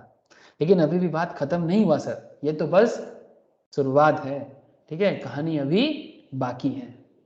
अभी क्या है ना, थोड़ा एनालिसिस जरूरी है ना, तो देख लो फटाफट, क्रिटिकल एनालिसिस जरूरी है। तो ट्रांसपोर्टेशन, फिर एग्जांपल करेंगे, क्वेश्चन करेंगे। Services of transportation of goods by road are exempt from GST. ध्यान से सुनिएगा क्या कहता है, services of transportation of goods by road are exempt from GST under entry 18। ये अभी आप लोगों ने पढ़ के आया। Services of GTA and courier service are an exception to this exemptions, इनको नहीं मिलता, ये जो कुरियर सर्विस वाले को एग्जेम्पशन नहीं मिलता। However GTA services provided to an unregistered person including unregistered casual taxable person are exempt from GST by virtue of entry 21A। ठीक है, अगर कोई अनरजिस्टर्ड पर्सन है, मतलब जिसका जीएसटी में रजिस्ट्रेशन नहीं हुआ, मतलब यार वो बेसिकली उतना बड़ा नहीं है ना। अनरजिस्टर्ड कौन होते हैं? हमारे जो रूल्स है 20 लाख के नीचे टर्नओवर है या 40 लाख के नीचे टर्नओवर है, उनको रजिस्टर करने का जरूरत नहीं पड़ता जीएसटी में। ठीक है, तो ऐसे केसेस में एग्जेम्पशन हो सकता है। Further, goods transport agency services provided to registered casual taxable person and following person even if unregistered under GST law are liable to tax। ध्यान से सुनिए सर बात को। जीटीए सर्विस प्रोवाइड कर रहा है किसी रजिस्टर्ड कैजुअल टैक्सेबल पर्सन को, मतलब वो कैजुअल है बट रजिस्टर्ड है, मतलब कभी कभी बिजनेस करते हैं बट वो रजिस्टर्ड है जीएसटी में, या फिर अनरजिस्टर्ड किसी किसी ऑर्गेनाइजेशन को सर्विस प्रोवाइड करते हैं जैसे कि फैक्ट्री, लेकिन वो फैक्ट्री एक्ट में रजिस्टर्ड है, शायद जीएसटी में रजिस्टर्ड ना भी हो बट फैक्ट्री में रजिस्टर्ड है, सोसाइटी एक्ट में रजिस्टर्ड है, कोऑपरेटिव सोसाइटी के नाम पे रजिस्टर्ड है, बॉडी कॉर्पोरेट मतलब कंपनी या कॉर्पोरेट लेवल में रजिस्टर्ड है, किसी partnership including association of person इस नाम पे रजिस्टर्ड है। ठीक है, वहां पर आपको एग्जाम्पशन नहीं मिलेगा। ठीक है, अच्छा, कैजुअल टैक्सेबल पर्सन के बारे में हम लोग रजिस्ट्रेशन चैप्टर के अंदर मतलब डिटेल्स में चर्चा करेंगे। जिसके मन में कैजुअल के बारे में चिंता चल रहा है ना सर, हम लोग रजिस्ट्रेशन चैप्टर आएगा सर, जीएसटी रजिस्ट्रेशन एकदम भर भर के, तब कैजुअल टैक्सेबल के बारे में डिस्कशन जारी रखेंगे sir.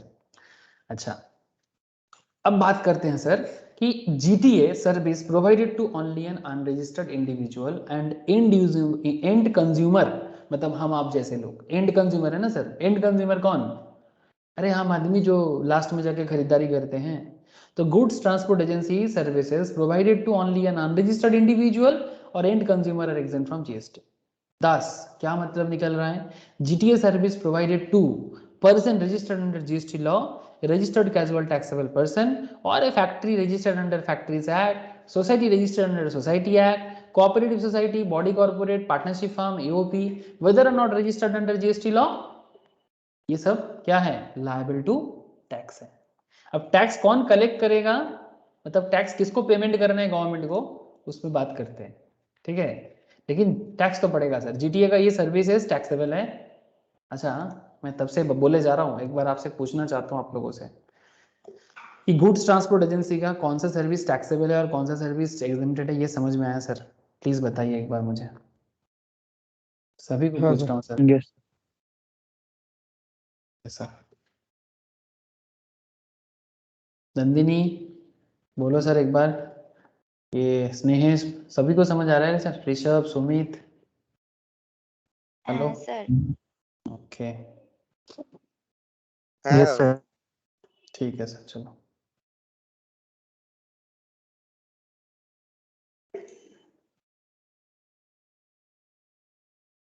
Further, it is important to note that in such cases, if tax is charged at the rate 5%, ध्यान से सुनिएगा सर, सपोज टैक्स चार्ज हो रहा है कितना? 5%। कितना टैक्स चार्ज हो रहा है? 5%। ठीक है, it is important to note that in such cases if such tax charge at the rate 5%, the tax liability falls on said recipients under the reverse charge mechanism. क्या सर? Reverse charge mechanism. ठीक है, RCM categories में आ जाते हैं sir. RCM क्या होता है? ए अभिषेक, तेरे को मैं चार्ज ऑफ जीएसटी शेयर किया, अभिषेक, स्नेहेश, आप लोग charge of GST chapter share किया, आप लोग एक बार जरूर गो थ्रू करना। ठीक है, चार्ज ऑफ जीएसटी अगर नहीं किए तो, वो चार्ज ऑफ जीएसटी के एकदम स्टार्टिंग में ही ना दोनों कॉन्सेप्ट एकदम क्लियरली समझाया गया सर। एक होता है फॉरवर्ड चार्ज और एक होता है रिवर्स चार्ज। Reverse charge. ठीक है, फॉरवर्ड एंड रिवर्स।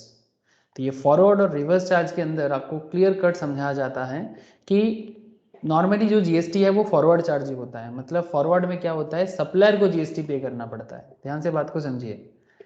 लेकिन कुछ ऐसे भी केसेस हैं जहां पर रिसिपेंट को देना पड़ता है, जैसे कि गुड्स ट्रांसपोर्ट एजेंसी के केस में।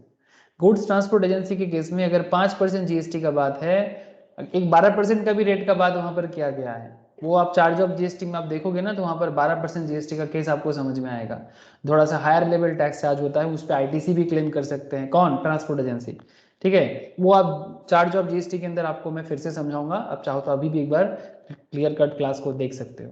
लेकिन फिलहाल इतना समझो कि अगर 5% जीएसटी स्लैब में है, जो भी चार्ज है इसका किसी को आईटीसी नहीं मिलता, मतलब इनपुट क्रेडिट नहीं मिलता सर, ठीक है, इनपुट क्रेडिट नहीं मिलता। मतलब वो जो जीएसटी पे करने के बारे में जो आपके पास जो क्रेडिट मिलता है ना सर, वो क्रेडिट फैसिलिटीज यहाँ पर नहीं है। बेसिक्स ऑफ जीएसटी के अंदर क्लियरली समझाया जाता है, ठीक है, आईटीसी के बारे में, या फिर आईटीसी के एक अलग पूरा डिटेल्स चैप्टर आएगा, मैं वहाँ पर फिर से आईटीसी समझाऊंगा, ठीक है, कि कैसे क्रेडिट कैलकुलेशन होता है। फिलहाल बस आप इतना समझो, फिलहाल बस इतना समझो सर कि ये जो 5% जीएसटी चार्ज हो रहा है ना, ये जीएसटी कौन देगा? The tax liability falls on said recipients, मतलब जिसको सर्विस मिल रहा है, under the reverse charge mechanism. तो कहने का मतलब है जब गुड्स ट्रांसपोर्ट एजेंसी, जब गुड्स ट्रांसपोर्ट एजेंसी, ध्यान से बात को सुनिए, किसी फैक्ट्री को सर्विस दे रहा है तो रिसिपिएंट ऑफ सर्विसेज कौन दे रहा है सर? बात को मेरा समझ में आ रहा है सर? मैं बोल रहा हूँ कि कोई goods transport agency, receiver sir, हाँ सर, रिसीव जो करेगा वही तो देगा ना सर इस पे तो। हाँ मतलब से फॉर एग्जांपल ये कोई जीटीए है, ठीक है, ये किसी फैक्ट्री को सर्विस प्रोवाइड कर रहा है, ठीक है, ये किसी फैक्ट्री को सर्विस प्रोवाइड कर रहा है जो फैक्ट्रीज एक्ट में रजिस्टर्ड है। तो ये जीटीए जब फैक्ट्री को सर्विस प्रोवाइड कर रहा है तो इसमें रिसिपिएंट कौन है? फैक्ट्री है ना, यस सर, रिसिपिएंट हाँ, कौन है? तो ये टैक्स कौन पे करेगा? गवर्नमेंट को, फैक्ट्री पेड करेगा सर। ठीक है। फैक्ट्री। तो ये बात डिटेल्स में समझा जाता है। नॉर्मली रूल्स क्या होता है, जो सप्लायर उसको करना चाहिए, मतलब ट्रांसपोर्टर इससे कलेक्ट करेगा और फिर गवर्नमेंट को जमा करेगा, ठीक है। ये मैं चार्ज ऑफ जीएसटी के अंदर डिटेल्स में बोला सर, ठीक है। तो आप लोग एक बार चार्ज ऑफ जीएसटी एक बार गो थ्रू कर लो जिन लोगों ने नहीं किया, और फिर से मैं बाद में फिर से रिवाइज कराने के टाइम पे फिर से बताऊंगा इसको। तो tax liability falls on said recipients under reverse charge mechanism. Before proceeding further we shall now understand the meaning of GTA, ठीक है। तो कहने का मतलब है ये जो जीएसटी है वो जीएसटी फैक्ट्री को ही पे करना पड़ेगा आरसीएम के तहत, रिवर्स चार्ज मैकेनिज्म। ऐसे नॉट जस्ट ट्रांसपोर्टिंग बिजनेस, ऐसे और भी बहुत सारा कैटेगरीज है सर जहां पर रिवर्स चार्ज किया जाता है, ठीक है। Normally GST forward charge sir, normal GST forward charge category में आते हैं, लेकिन there are various kinds of services जिसको रिवर्स चार्ज के अंदर भी काउंट किया जाता है। मतलब जो रिसिपेंट है उसी को जीएसटी पे करना पड़ता है, गवर्नमेंट डायरेक्टली रिसिपेंट से जीएसटी लेता है। उसके रीजन है सर जो मैं चार्ज ऑफ जीएसटी में समझाता रहता हूँ। अच्छा, इतना सारा बात तो हो गया कि भाई जीटीए क्या क्या सर्विस देता है, उसमें एग्जेम्प्टेड क्या हो सकता है, नहीं हो सकता है, बहुत सारा चीज बोला। लेकिन कुछ ये भी बोलना चाहिए ना सर, हु इज जीटीए? ये जीटीए कौन है? गुड्स ट्रांसपोर्ट एजेंसी कौन है sir? Let us understand the meaning of goods transport agency. Goods transport agency has been defined in the notification to mean any person. किसको mean करता है? Provide service in relation to transport of goods by road. जैसे कि मैं आपको शुरू में दिखाया सर, पोस्ता माला पड़ा बड़ा बाजार, हाँ, issue consignment note by what ever name called, ठीक है, कंसाइनमेंट नोट इशू करता है। सर अब सवाल उठता है सर कंसाइनमेंट नोट क्या है? ये सर कंसाइनमेंट नोट क्या है आपको जानना बहुत जरूरी है। What is consignment note? मैं आपको प्रैक्टिकल दिखाता हूँ कंसाइनमेंट नोट, बट उससे पहले कंसाइनमेंट नोट का फीचर्स भी एक बार आप लोग देख लो। It can be seen that issuance of consignment note in the sine qua non या फिर sine qua non ऐसे भी बोलते हैं, ठीक है, ये लैटिन फ्रेज है सर, ठीक है, sine qua non ऐसे भी बोलते हैं या sine qua non कोई कोई बोलता है, अब जैसे मर्जी बोलो, लैटिन फ्रेज है, लॉ का फ्रेज है। तो ये sine qua non ये क्या है? इसका मतलब होता है कि जो जरूरत चीज है वो करना पड़ता है, मतलब बहुत ही मैंडेटरी जो कॉन्सेप्ट होता है ना उसको sine qua non बोलते हैं लैटिन में, ठीक है। जो लीगल लैंग्वेजेस है, लीगल फ्रेज है। It can be seen that issuance of consignment note is the sine qua non for a supplier of service to be considered as a GTA. मतलब हम उसी को जीटीए बोलते हैं सर जो consignment note issue कर सकता है। मतलब इसको हम लोग पाती भाषा में बोलते हैं सर चालान, नॉर्मल लैंग्वेज में बोलते हैं चालान। कंसाइनमेंट नोट मतलब भाई किसका गुड्स है, क्या गाड़ी नंबर है, चालान देखे कि नहीं से देखे सर? अरे यस सर। आजकल कंप्यूटराइज चालान भी होते हैं, लेकिन ट्रेडिशनल सिस्टम में भी ना एक चालान सिस्टम होता है सर, कंसाइनमेंट। बताऊं सर अगर मुझे मिल जाए,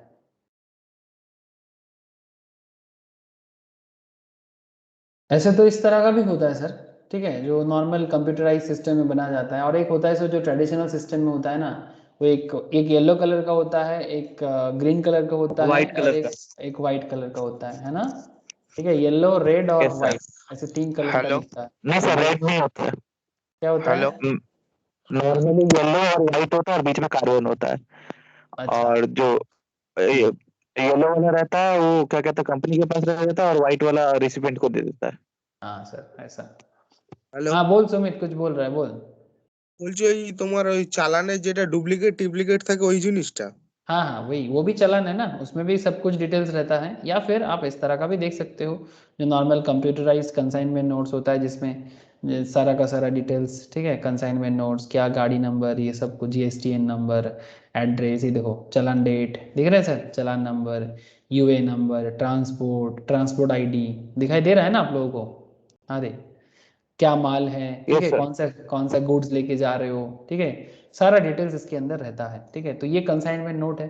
Gujarat freight tools manufacturing supply of precision press tool and room component लोगोटेक्स, जो भी है आप समझ रहे हो सर। तो यहाँ पर खेल क्या है, ध्यान से सुनना। It can be seen that issuance of a consignment note is the sine qua non for a supplier of service to be considered as a GTA. If such a consignment note is not issued by the transporter, the service provider will not come within the ambit of GTA. अगर वो consignment note issue नहीं करेगा ना, तो उसको हम लोग ना GTA के अंदर काउंट नहीं करेंगे। ठीक है, गुड्स ट्रांसपोर्ट एजेंसी के अंदर काउंट GST में नहीं करेंगे।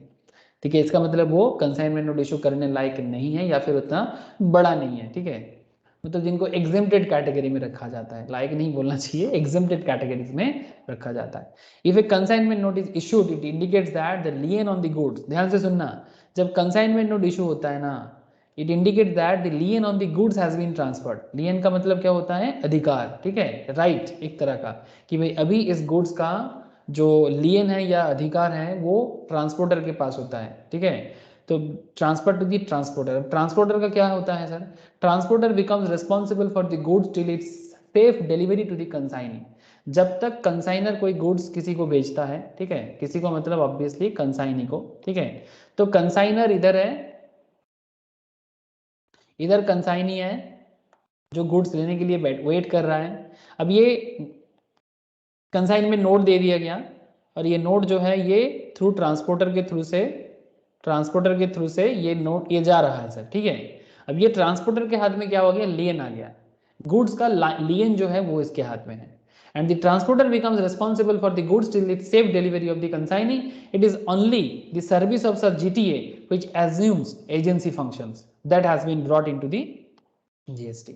मतलब ये GTA जो कर रहा है ना, ये एक तरह का एजेंसी फंक्शन कर रहा है, तो ये GST के अंदर काउंट किया जाता है। ठीक है, वेट सर वेट, एग्जाम्पल कराऊंगा ना, आप लोगों के मन में इतना सारा जो सवाल अभी चालू हो गया ना, आई अंडरस्टैंड, मैं समझ सकता हूँ। अच्छा, इंडिविजुअल ट्रक, अच्छा किसी का मानो एक ही गाड़ी है, tempo operators, individual truck tempo operators, एक ही ट्रक है, एक ही छोटा हाथी है, who do not issue any consignment note are not covered in the meaning of the term GTA। उनको GST department goods transport agency के हिसाब से काउंट नहीं करता। ठीक है, एक छोटा हाथी लेके क्या गुड्स ट्रांसपोर्ट एजेंसी, एक ट्रक लेके क्या छोटा हाथी, हाँ समझ नहीं आ रहा है। সিঙ্গেল গাড়ি একটা দুটো গাড়ি দিয়ে বিজনেস। हाँ, তাদেরকে এটার মধ্যে রাখা হয় না। ঠিক আছে, देख एग्जाम्पल के तौर पे दिखा रहा हूँ। Hariprasad owns a truck and operates it himself, वो खुद ही चलाते हैं, खुद ही गाड़ी का मालिक है, खुद ही उसका ड्राइवर भी है। ठीक है, he carries the goods booked for his truck without issuance of consignment note. Service provided by Hari Prasad by way of transportation of goods by road are exempt under entry 18 of the notification. समझ में आ गया? Sir इसमें minimum maximum कुछ नहीं है, अगर ये मतलब मिनिमम एक, अगर एक से ज्यादा हुआ तो आपको माना जाएगा।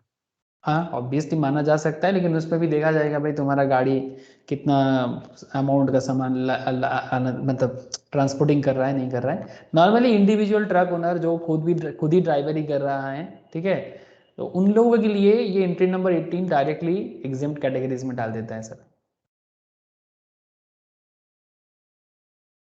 ठीक है ना, স্যার बोलो। ধরুন যে নর্মাল যারা যেসব কোম্পানিগুলো আছে না, তারা এই যে ধরুন যে ডিস্ট্রিবিউটর হয় না, যেরকম ঘরে ঘরে ডিস্ট্রিবিউটর থাকে যারা মার্কেটে কাজ করে, মানে মাল ডেলিভারি করে দোকানে, তাদের কাছে যে কোম্পানি পাঠায় গাড়ি করে, কোম্পানি তো জিএসটি কোম্পানি পাঠাচ্ছে গাড়ি করে, তো সেই ক্ষেত্রে সেটাকে তাহলে সে জিএসটি ধরছে না, কারণ কারো पार्सोनल गाड़ी तो पाठाচ্ছে না। हाँ देख, अब देखना पड़ता है कि अगर इस केस में जो गुड्स ट्रांसपोर्ट एजेंसी है वो अगर नॉर्मली ये सब केस में ना जो छोटा मोटा जो ट्रांसपोर्टर होता है ना, जो एक छोटा हाथी है वो लेके सामान इधर उधर करता है, उन लोगों को जीएसटी की कैटेगरीज के अंदर या ट्रांसपोर्ट एजेंसी की कैटेगरीज के अंदर नहीं लाया जाता। ठीक है, जो एक प्रॉपर वे में बहुत सारा सामान रेगुलर बेसिस में किसी फैक्ट्री को सर्विस करता है, किसी सोसाइटी को पहुंचा रहा है, इन लोगों को जीटीए के अंदर रखा था। बाकी नॉर्मल डिस्ट्रीब्यूटर ये सब जो चलता है ना, इसको जीएसटी के लिए इतना ज्यादा माथापच्ची नहीं करना पड़ता। समझ रहे তো हैं ওদের ना? কাছে মানে এখন কিন্তু স্যার যদি ধরুন যেটা জিটিএ মাধ্যমে ধরুন তাদের কাছে পাঠাচ্ছে মানে মালপত্র যে हाँ, কোম্পানি থেকে তাদের तब জিটিএ अगर মাধ্যমে अगर अगर गुड्स ट्रांसपोर्ट एजेंसी कैटेगरी में आ गया तो आप मान लो कि लीगली वो लोगों को जीएसटी कैटेगरीज के लिए जो भी चाहिए, like consignment note, consignment issue करना, ये सभी चीजें चाहिए। इसीलिए तो रास्ते में गाड़ी पकड़ते हैं ना सर, रोड में जो सेल टैक्स वाले गाड़ी पकड़ते हैं ना ट्रांसपोर्टर का, ठीक है उसमें उनको ट्रांसपोर्टर का सारा डिटेल्स मिल जाता है। ठीक है, कि कौन ट्रांसपोर्टर है, किसको दे रहा है, क्या जीएसटी रिलेटेड गुड्स लेके जा रहा है कि नहीं जा रहा है, सब कुछ उन पे होता है। ये जो मैं आपको शुरू में समझा रहा था, সেই ক্ষেত্রে যে যাকে তার কাছে ধরুন সেই ডিস্ট্রিবিউটরের কাছে ধরুন জিএসটি কিছু নেই, সে নর্মাল ব্যবসা করছে, তাই সেই ক্ষেত্রে তখন কি হয়ে যাবে ব্যাপারটা? इन दैट केस अगर जो डिस्ट्रीब्यूटर है वो अगर वो अनरजिस्टर्ड है, ठीक है, लेकिन कोई ना कोई तो रजिस्टर्ड होगा। मतलब अगर सारा का सारा खेल अनरजिस्टर्ड है तब तो तुम কখন রেজিস্ট্রেশন? ठीक है, मतलब मानो कि जो सप्लायर है वो ना, भी ना, सर। अनरजिस्टर्ड। हाँ बोलो। नॉर्मली गवर्नमेंट का रूल्स होता है कि अगर मानो সে কোম্পানি থেকে মালটা দিচ্ছে, तो फिर कंपनी लायबल हो सकता है जीएसटी पेमेंट करने के लिए, क्योंकि अनरजिस्टर्ड जो है उसको थोड़ी ना गवर्नमेंट ढूंढने जाएगा, जो रजिस्टर्ड है उन्हीं को ढूंढेगा। अगर वो रिसिपेंट है तो उसी को ले लेगा। জিএসটিটা দিয়ে দেবে। जो भी रिसिपेंट होगा वो तो रजिस्टर्ड होगा ना सर, कोई तो रजिस्टर्ड होगा। হ্যাঁ है স্যার, ना? মানে যে কোম্পানি দিচ্ছে সেই কোম্পানি রেজিস্টার আছে, তাহলে সেই ক্ষেত্রে কোম্পানির তো ইয়ে হবে। कंपनी से ले लेगा ऑब्वियसली। समझ में आ रहा है ना? कि रे সবাই বুঝতে পারছিস কি পারছিস না বলো? Yes sir. Yes sir. हाँ sir. Okay sir. Consignment note क्या है sir? Consignment note means a document issued by a GTA against the receipt of goods. कौन इशू करता है? Goods transport agency. जैसे ही वो गुड्स रिसीव करता है for the purpose of transport, transport करने के लिए जैसे उनके पास गुड्स आता है उनको चालान इशू करना पड़ता है। ठीक है, ये कंसाइनमेंट इशू नोट इशू करना पड़ता है by road in goods carriage which is serially numbered and contents. मैं आपको अभी दिखाया था रियल कैसे होता है, बट फिर भी आप एक बार कंटेंट में क्या क्या होना चाहिए एक कंसाइनमेंट नोट के अंदर आप देख लो। Name of the consignor and consignee, किसका सामान है, कहाँ जा रहा है, ठीक है, मतलब कौन भेज रहा है और कौन ले रहा है। ठीक है, ये देखो यहाँ पर दोनों का नाम दिखेगा आपको। ठीक है, किसके पास जा रहा है वो भी दिख जाएगा। प्रॉपर जो कंसाइनमेंट नोट होता है ना, दोनों का नाम लिखा रहता है कि किसके पास जा रहा है और कौन भेज रहा है। कंसाइनर कंसाइनी दोनों डिटेल्स होना चाहिए। Registration number of the goods carriage in which the goods are transported, details of the goods transported, details of the place of origin and destination, goods gross weight of the consignment। इसको normal में बोलते हैं कांटा करना। कांटा समझते हो? Weight machine में गाड़ी का वजन विथ गुड्स नापना, यस एक सर। गाड़ी में कितना टन सामान होता है। हाँ शिवम, यही होता है ना, कांटा करना बोलते हैं कि यस नहीं सर, बोलते? धर्म काटा बोलते हैं, वो करना धर्म- बहुत जरूरी है। अगर ज्यादा लोड हुआ तो आपको उतारना पड़ेगा। वैसे लोग मानते नहीं है, पर कराना जरूरी होता है, जरूरी होता है। Very good sir. क्योंकि तो मैक्सिमम एक्सीडेंट उसी की वजह से होता है। यस, रोड एक्सीडेंट गाड़ी का लोड के कारण ही होता है sir. Gross weight of the consignment, GST मतलब goods and service tax identification number of the person liable for paying tax whether consignor consignee और जीटीए। ठीक है, क्या क्या हो गया, चाहे आप कंसाइनर हो, चाहे आप कंसाइनी हो, या फिर आप गुड्स ट्रांसपोर्ट एजेंट हो। ठीक है, आप सभी का जीएसटी नंबर जो बेसिकली टैक्स पे करने के लिए लायबल है उनका जीएसटीआईएन नंबर बहुत ज़रूरी है सर, जो कंसाइनमेंट नोट में होना ज़रूरी है। अगर ट्रांसपोर्टर को देना होगा तो ट्रांसपोर्टर का जीएसटीआईएन होगा, अगर कंसाइनर को देना होगा तो कंसाइनर का जीएसटी होगा, अगर कंसाइनी को देना होगा तो कंसाइनी का जीएसटी होगा। डिपेंड करते हैं सिचुएशन टू सिचुएशन।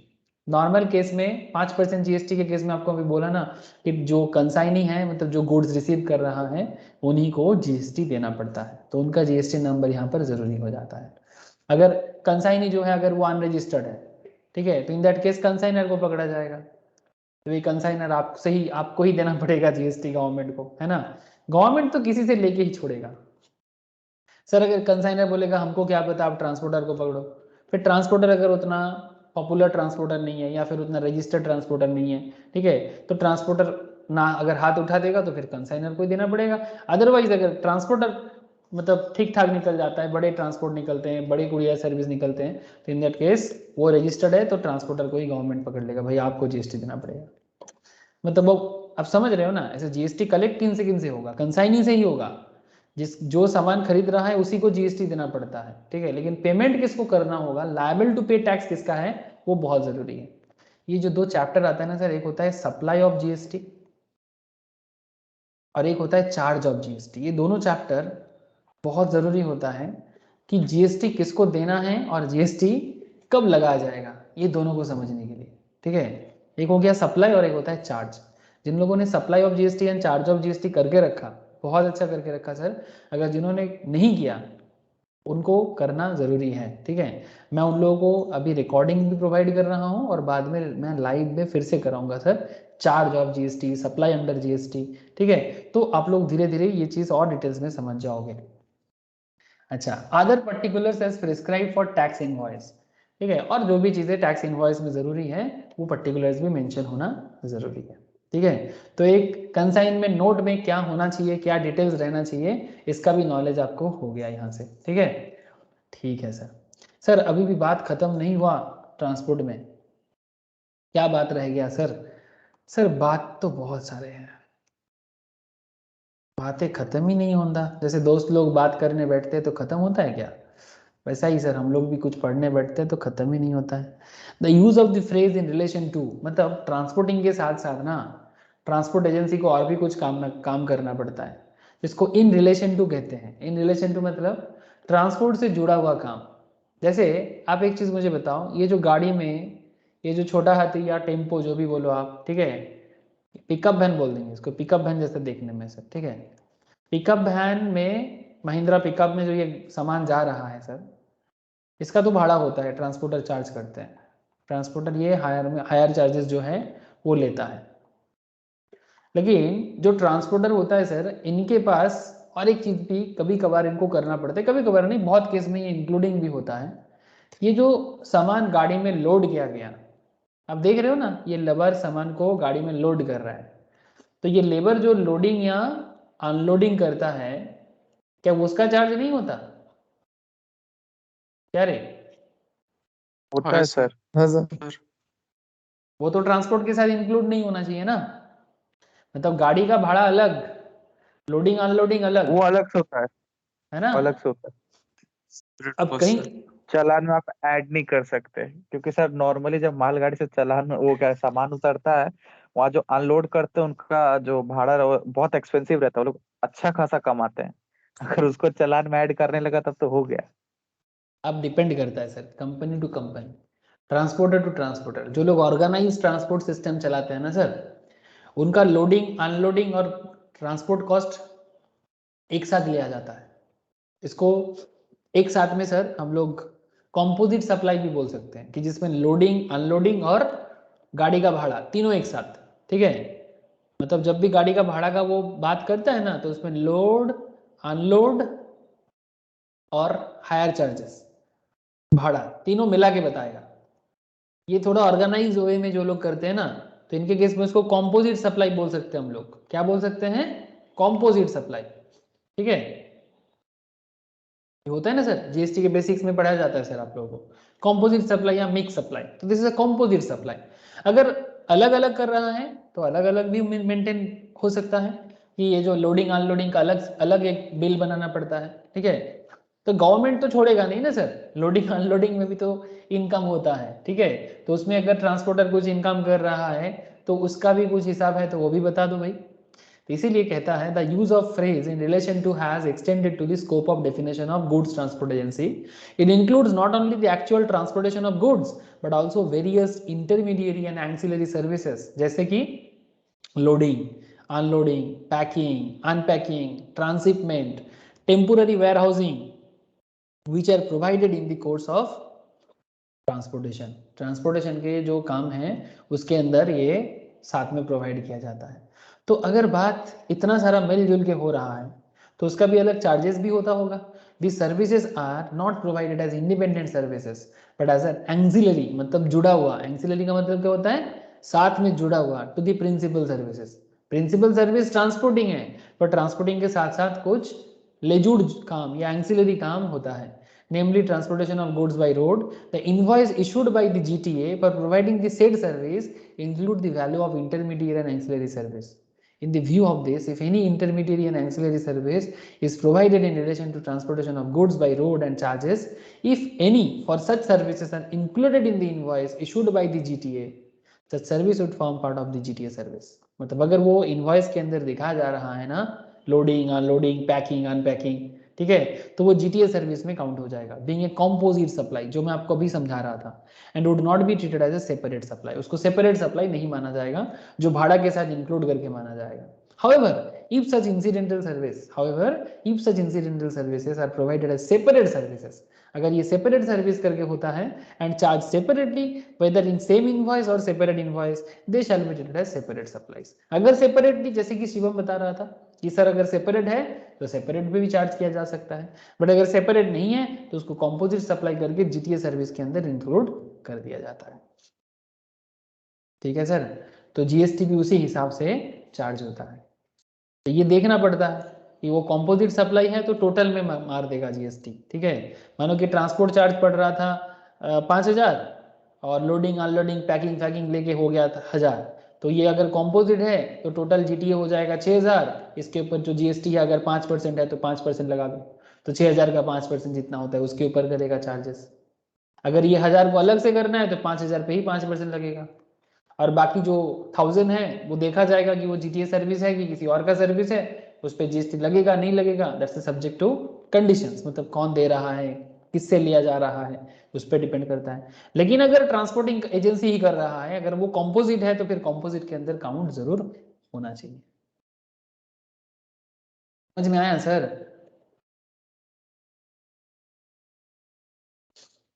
अरे बोलो सर बोलो, समझ में आ रहा है कि नहीं? Yes sir. सर आप लोग कुरियर के बारे में तो बहुत सुने हो, डीटीडीसी, हाँ, स्पीड पोस्ट, बहुत सारे आजकल चल रहा है. इवन पोस्ट ऑफिस का स्पीड पोस्ट भी कुरियर एजेंसी का ही काम करता है. डीटीडीसी तो है ही, और भी बहुत सारे हैं. ठीक है, डिलीवरी, बहुत सारे कंपनी से आजकल तो कुरियर बिजनेस का तो मतलब रमरमा है सर एकदम. मतलब क्या बोलो सर आपको, मतलब जब से ये होम डिलीवरी बिजनेस चालू हुआ है ना sir, door to door, courier company का तो एकदम मालामाल हो रहा है सर. मतलब मार्केट है, इतना बोल सकता हूँ कि मार्केट बढ़ गया. Courier agency has been defined in the notification to mean any person engaged in the door-to-door transportation of time sensitive document. जैसे आप लोगों का किताब, कोई प्रेस्क्राइब, मतलब किसी भी तरह का चिट्ठी, मैगजीन टाइप का आर्टिकल, और utilising the service of a person either directly or indirectly to carry accompany such documents, goods or article. Express cargo service, some transporters undertake door-to-door transportation. ये भी लॉजिस्टिक कैटेगरीज में आ जाता है specially, जो एकदम मतलब स्टार्टिंग पॉइंट से लेके कस्टमर के घर तक सारा काम करता है. लॉजिस्टिक सर्विस इसी को बोलते हैं सर. नॉर्मल ट्रांसपोर्टिंग और लॉजिस्टिक में क्या फर्क होता है? लॉजिस्टिक में स्टार्टिंग से लेके एंड तक का सर्विस पूरा इंक्लूड रहता है. ठीक है, तो exactly some transporters undertake door to door transportation, जैसे सैफे एक्सप्रेस, ऐसे बहुत सारे कंपनीज है सर. ठीक है, डीटीडीसी, ठीक है, जो डोर एकदम ओरिजिन से लेके एंड तक पूरा ट्रांसपोर्टेशन का मतलब रिस्पॉन्सिबिलिटीज उठाते हैं. तो door to door transportation of goods, articles, arrangement of speedy transportation and timely delivery of such goods or articles. Such services are known as express cargo service, which assurance of timely delivery, the nature of service provided by express cargo service falls within the scope of definition of courier agency. Hence, the said service relating to transportation of goods by road is not exempt. Exempted नहीं है sir, taxable categories में आ जाता है. तो courier agency express cargo category exempted category में नहीं है. तो पूरा सारा जो चीज अभी पढ़े इसका एक समरी अगर निकाला जाए तो समरी कुछ ऐसा होता है, फटाफट देख लो sir. Transportation of goods by rail, vessel, GTA in goods carriage, ठीक है। Exemptions granted to transport of specified goods through rail और वेसल और by GTA in goods carriage are presented in the following table. Transportation of following goods by rail, vessels is exempt. Transportation of the following goods by rail, vessel is exempt. Railway equipment और material अगर हो exempted होता है। अगर transportation of following goods by GTA in a goods carriage is exempt की बात करें तो इसमें goods where consideration charge in the transportation of goods on a consignment transportation in a single carriage 1500 से ज्यादा नहीं होना चाहिए, और अगर कंसाइनी किसी सिंगल कंसाइनी के लिए जा रहा है तो 750 से ज्यादा नहीं होना चाहिए। ये मैं आपको पहले ही बता के रखा, इसलिए हमारा फिर से डिस्कशन नहीं कर रहा सर। ये 1500 और 750 का खेल मैंने आप लोगों को स्टार्टिंग में ही बोल के रखा। अगर बात आता है सर रेल, वेसल या जीटीए कैरेज इज एग्जेम्प्टेड, तो आप लोग याद रखना एकदम कॉमन पॉइंट है। Agricultural produce, milk, salt, food grain, flowers, pulses and rice, organic manure, newspaper, magazine registered with the register of newspaper, relief material meant for victims of natural or man-made disasters, calamities, accidents or mishap, defense और military equipments, ये सब चीजें क्या होता है sir exempted categories में हमेशा गिर जाता है।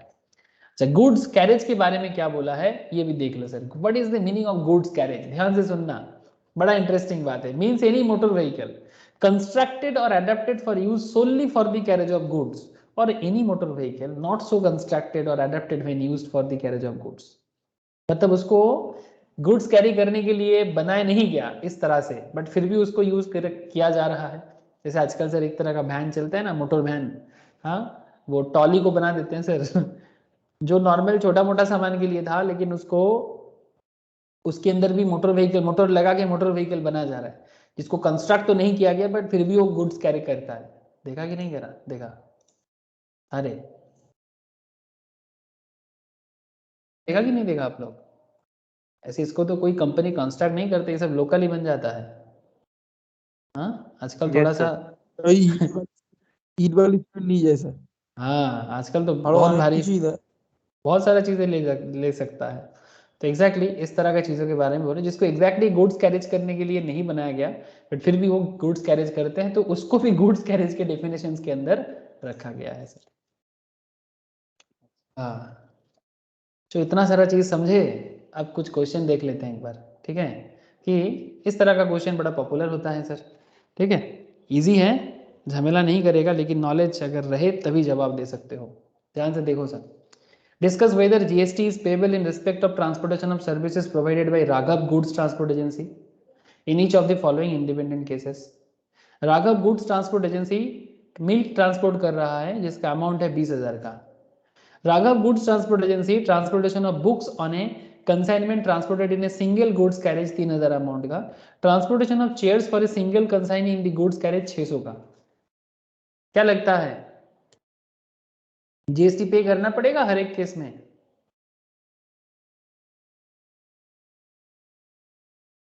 ना सर सब एग्जेम्प्टेड है, मिल्क भी एग्जेम्प्टेड, बुक्स भी एग्जेम्प्टेड और चेयर्स भी एग्जेम्प्टेड, सभी एग्जेम्प्टेड में आ जाएगा सर।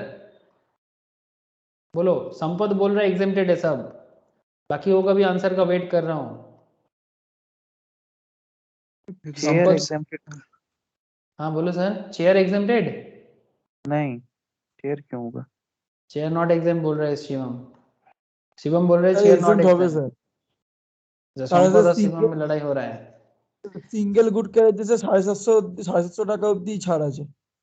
अच्छा चलो, संपत का ये पॉइंट मेरे दिमाग में है, बाकियों का भी जवाब थोड़ा बताओ सर, क्या करें? नंदिनी, ऋषभ, सुमित, स्नेहेश, सुन रहे हो तो बताओ सर आप लोग, क्या करें?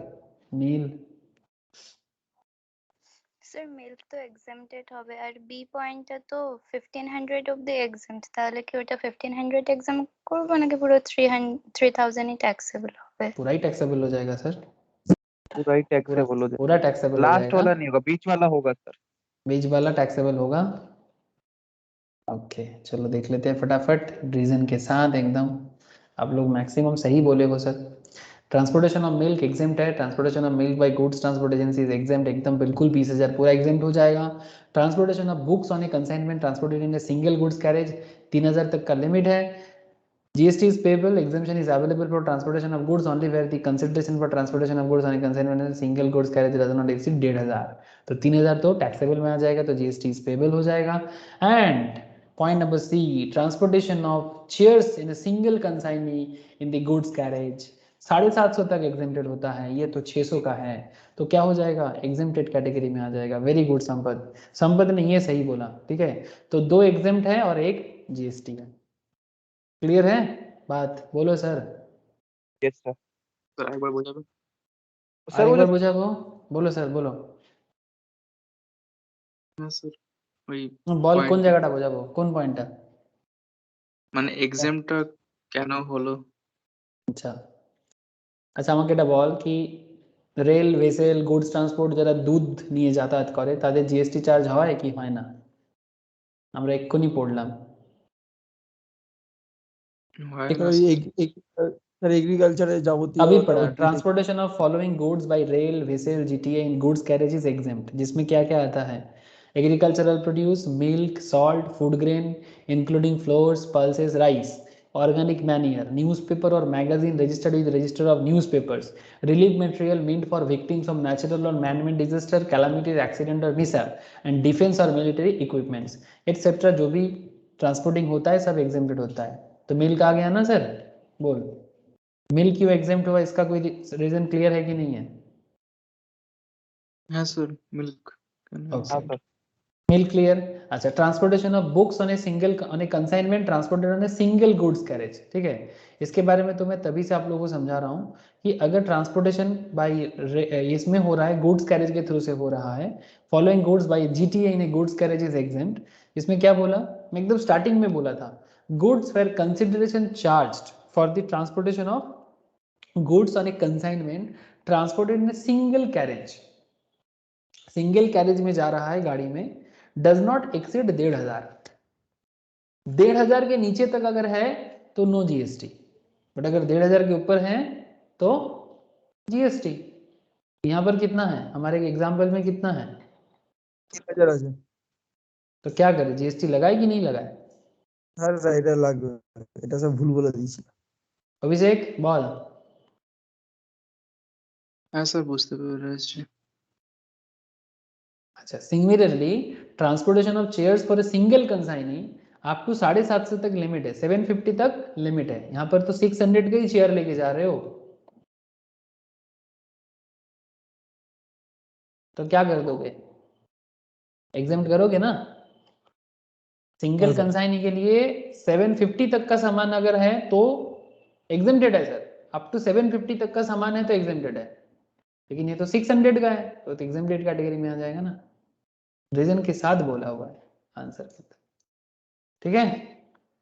तो ये था पूरा GTA concept, goods transport agency का सारा कॉन्सेप्ट आप लोगों को मैंने बताया और एग्जाम्पल भी सॉल्व किए। तो सर क्या बताना चाहते हो? कुछ नहीं, बस इतना बताएंगे कि अगर आप पूरा कॉन्सेप्ट को पढ़ोगे ना तो आपके सामने क्वेश्चन आएगा तो आप समझ जाओगे, इसलिए बार बार बोलूंगा sir, read the provisions properly, read the provisions practically, knowledge के साथ, चाहे क्वेश्चन कितना भी इजी करे चाहे क्वेश्चन कितना भी टफ करे आप जवाब दे सकते हो सर। लेकिन अगर आप आधा अधूरा रीडिंग करोगे, आधा अधूरा प्रोविजन पढ़ोगे, ठीक है, सिर्फ क्वेश्चन आंसर के ऊपर बेस करके जाओगे, सिर्फ एमसीक्यू के बेसिस में जाओगे एग्जाम में, मुश्किल में पड़ जाओगे, ऐसा गलती मत कीजिएगा, ठीक है। बस यही मेरा आप लोगों को सिंपल सजेशन है sir.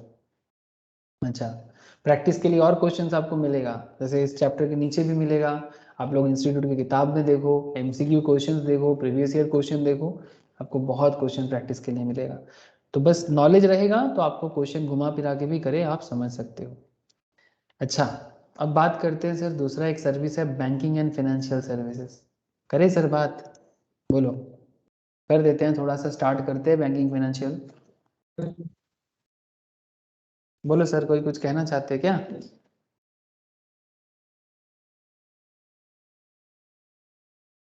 Hello banking financial start करे कि ना, बोलो। हाँ सर। ओके चलो स्टार्ट करते हैं। ये बैंक और फाइनेंशियल सर्विसेज जो होता है ना, इसमें क्या एग्जेम्प्टेड कैटेगरीज में आ सकते हैं, ये बहुत जानना जरूरी है। सबसे पहले तो ये देखना होगा कि ये बैंक एंड फाइनेंशियल एरिया में डिस्क्रिप्शन ऑफ सर्विसेज क्या क्या है। जैसे एंट्री नंबर 26 में service by the reserve bank वो बोला है, ठीक है। रिजर्व बैंक के सर्विस के बारे में बोला है एंट्री नंबर 26, ठीक है। अच्छा 27 जो है ये बात करता है sir service by way of extending deposit loans और एडवांसेस, एक्सटेंडिंग डिपॉजिट लोन्स और advances in so far as the consideration is represented by way of interest और discount other than interest involve in the credit card services.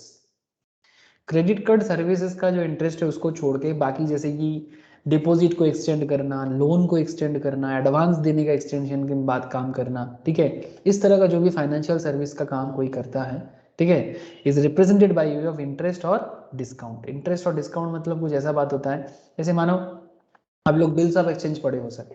Bills of exchange का जो accountancy में पढ़ा जाता है bills के chapter में, वहां पर अगर कोई बिल्स को डिस्काउंट कराने नहीं आता है सर फाइनेंस बैंक के पास, अरे बिल डिस्काउंट कराते हैं, कुछ चार्जेस काटते हैं। सपोज किसी को बिल्स कब कब काटते हैं सर बिल्स ऑफ एक्सचेंज, हाँ अकाउंट्स आ गए आप फिर से, बट ये भी लॉ है।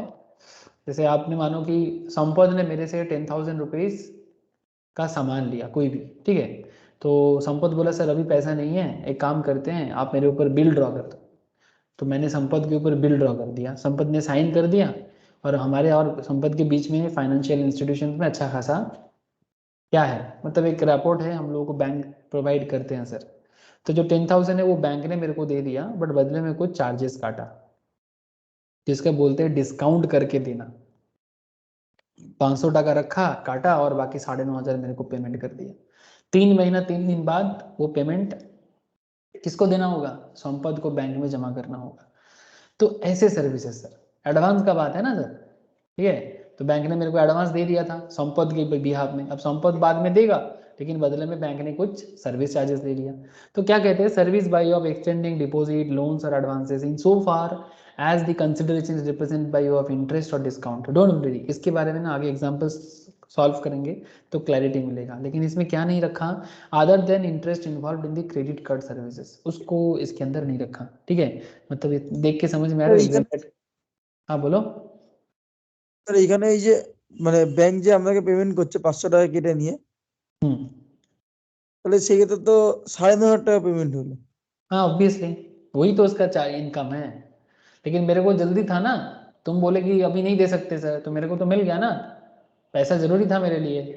সেটা স্যার আপনার সাথে আমার আন্ডারস্ট্যান্ডিং সেটা। Yes that is understanding between us, लेकिन आपके पास पैसा नहीं था लेकिन बैंक ने दे दिया ना, तो बैंक ने 500 300 कुछ भी रख सकता है काट, मतलब सर्विस चार्जेस के हिसाब से या इंटरेस्ट के हिसाब ব্যাংক से, আমার इसको बोलते हैं। हाँ बोल। তখন আমার থেকে তখন 10,000 টাকাই নেবে। हाँ बैंक तेरे से जब लेगा तब वो 10,000 ही लेगा, ठीक है, ऐसा ही कॉन्सेप्ट है, तभी तो बैंक का इनकम है ना। तो इस तरह का सर्विसेज, अभी आगे आगे मैं आपको इसका जीएसटी में क्या इफेक्ट आता है मैं आपको बताऊंगा, लेकिन पहले आप बैंक या फाइनेंस इंस्टीट्यूशन का सर्विसेज देखो एक बार, ठीक है। एंट्री नंबर 27 बहुत इंपॉर्टेंट है सर, मतलब इंटरेस्टिंग भी है इंपॉर्टेंट भी। इंटर से मतलब इसी के साथ सेल और परचेस ऑफ फॉरेन करेंसी, ये तो आप लोग जानते हो ना, फॉरेन करेंसी का जो सेल होता है ना सर, सेल बाय, ठीक है, ये बैंक के थ्रू से ही होता है अमंग्स बैंक ऑथराइज डीलर, है ना, foreign exchange amongst bank and such dealer, इनके बीच में जो सर्विसेज होता है ये भी एक कैटेगरी है जिसको सर्विस के अंदर रखा गया है बैंक का। पहले ये सब जान लेते हैं ना कि बैंक क्या क्या सर्विस प्रोवाइड करते हैं। 27A के अंदर रखा गया है sir service provided by a banking company to basic savings bank deposit, basic savings bank deposit. ये जो बैंक डिपॉजिट है ना सर, ये प्रधानमंत्री जन धन योजना के अंदर लाया गया। मोदी जी जब 2014 में प्रधानमंत्री बने तब उन्होंने एक कॉन्सेप्ट बिल्ड किया था कि भारत में सभी इंसान का बैंक अकाउंट होना चाहिए। आप लोगों को पता होगा 2014 के ऑनवर्ड्स जन धन योजना के बारे में मोदी जी ने डिक्लेरेशन दिया और बोला कि सबके बैंक खाते होना चाहिए। याद है आप लोगों को, किसी को भी? अरे याद है कि नहीं जन धन योजना के बारे में आप लोगों को? कि सबका बैंक हाँ, अकाउंट सर, होना छोटे चाहिए। Yes sir. हाँ छोटे थे, हाँ बट सर, ये बड़ा बोलिए। पॉपुलर पॉइंट था सर। ठीक है, it's a very popular point. मतलब फर्स्ट टाइम इसको बोलते हैं सर फाइनेंशियल इंक्लूजन। एक्चुअली ये आरबीआई का प्लान भी था। हाँ बोलो। শুনেছিলাম যে সবার অ্যাকাউন্ট করতে হবে এই हम्म, যোজনা, মানে এটা যে নাম ছিল সেটা জানতাম না। नहीं, इसका नाम था प्रधानमंत्री जन धन योजना। ठीक है, जीरो बैलेंस में भी अकाउंट ओपन किया गया था, विद बैलेंस भी अकाउंट, तो बेसिक सेविंग्स बैंक डिपॉजिट। ठीक है, जीरो बैलेंस में ही ओपन किया गया, लेकिन सबका बैंक अकाउंट होगा। ठीक है, ये चीज़ प्रधानमंत्री ने कंफर्म किया था और सभी को बैंकिंग सिस्टम के अंदर इंक्लूड किया गया था। ये बहुत बढ़िया एक प्लान था और इसके ऊपर बेस करके आज गवर्नमेंट जो ये जो इतना बड़ा कोरोना गया, हाँ आप लोग शायद देख सकते हो कि गवर्नमेंट ने मतलब 2020-21 में बैठे बैठे लोगों को पैसा दिया सर, किसी को 500, किसी को 1000। हाँ, क्योंकि लोगों का इनकम नहीं था ना, बेसिकली लोअर इनकम ग्रुप के लोगों के लिए। तो ये सब अकाउंट बड़ा हेल्प किया गवर्नमेंट को अभी, क्योंकि लोगों के अकाउंट में पैसा डायरेक्टली पहुंचा। ठीक है, पहले क्या होता था, पहले वो क्या सिस्टम चलता था, दलालों के थ्रू से, गवर्नमेंट के बैंक के थ्रू से, फिर वहाँ कोई ब्रोकर होगा, फिर वो जाके सभी गांववासी को ऐसे करके कैश में देगा। क्या होता था उसमें, करप्शन है ना। क्या रे, ऐसे करने से करप्शन हो जाएगा कि नहीं हो जाएगा? হ্যাঁ স্যার। ठीक है, अभी भी थोड़ा बहुत करप्शन है, लेकिन पहले से कम। हाँ, अभी थोड़ा बहुत करप्शन अभी भी हार्डकोर गांव साइड में है। वो गांव में लोगों को वो लोग ठगाते हैं सर, बैंक वाले। बैंक में स्पेशली जो क्लारिकल लेवल में होता है ना, वो आके पूछते हैं कि मेरा पैसा आया क्या पेंशन का, गवर्नमेंट का। जो लोग गरीब लोग होते हैं ना, उनको पैसा देते हैं, किसी को 2000-3000, तो बोलते हैं हाँ हाँ मिलेगा, बट 500 टका काट के मिलेगा। वो लोग गांव वाले लोग मतलब अनपढ़ है, निरक्षर है, उनको समझ में नहीं आता।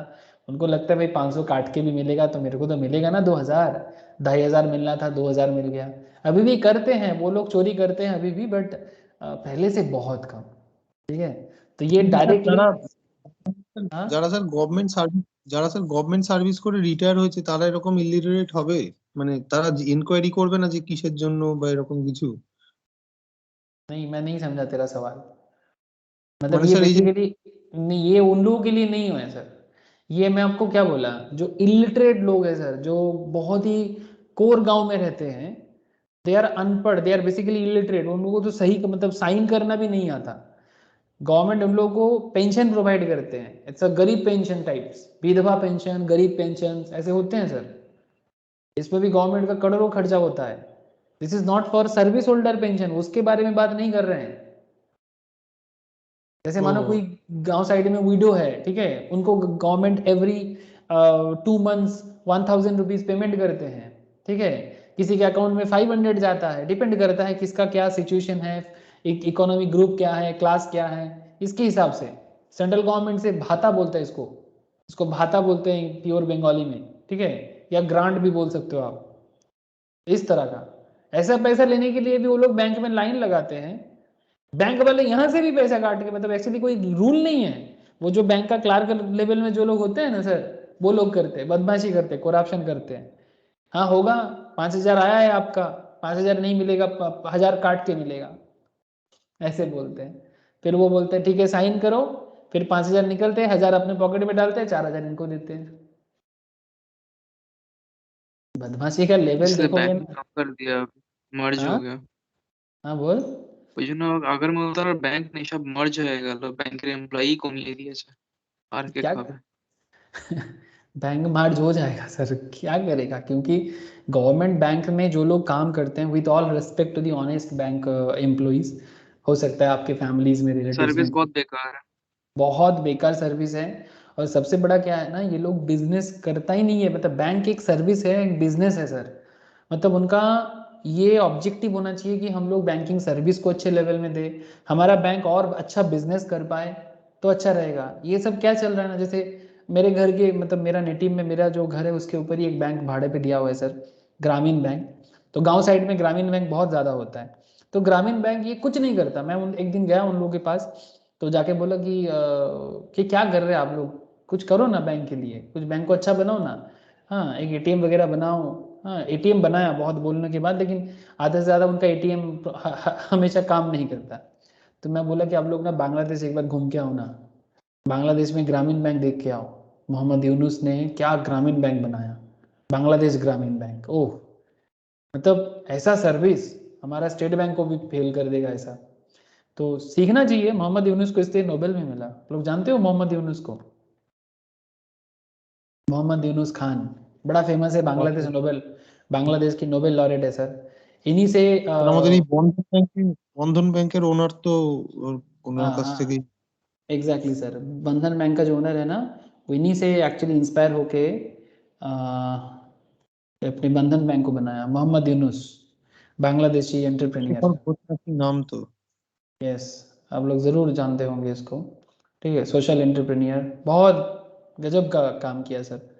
इनके अंडर पे बांग्लादेश में ग्रामीण बैंक सिस्टम इतना बेहतरीन काम किया। आप लोग चाहो तो इसके बारे में केस स्टडीज पढ़ सकते हो सर, बहुत ही सुंदर काम किया। रेवेन्यू देखो, मोहम्मद यूनुस को IIM में 2016 के आसपास 17 में आसपास आए थे सर, एक मतलब फंक्शन के लिए Indian institute of management Kolkata में।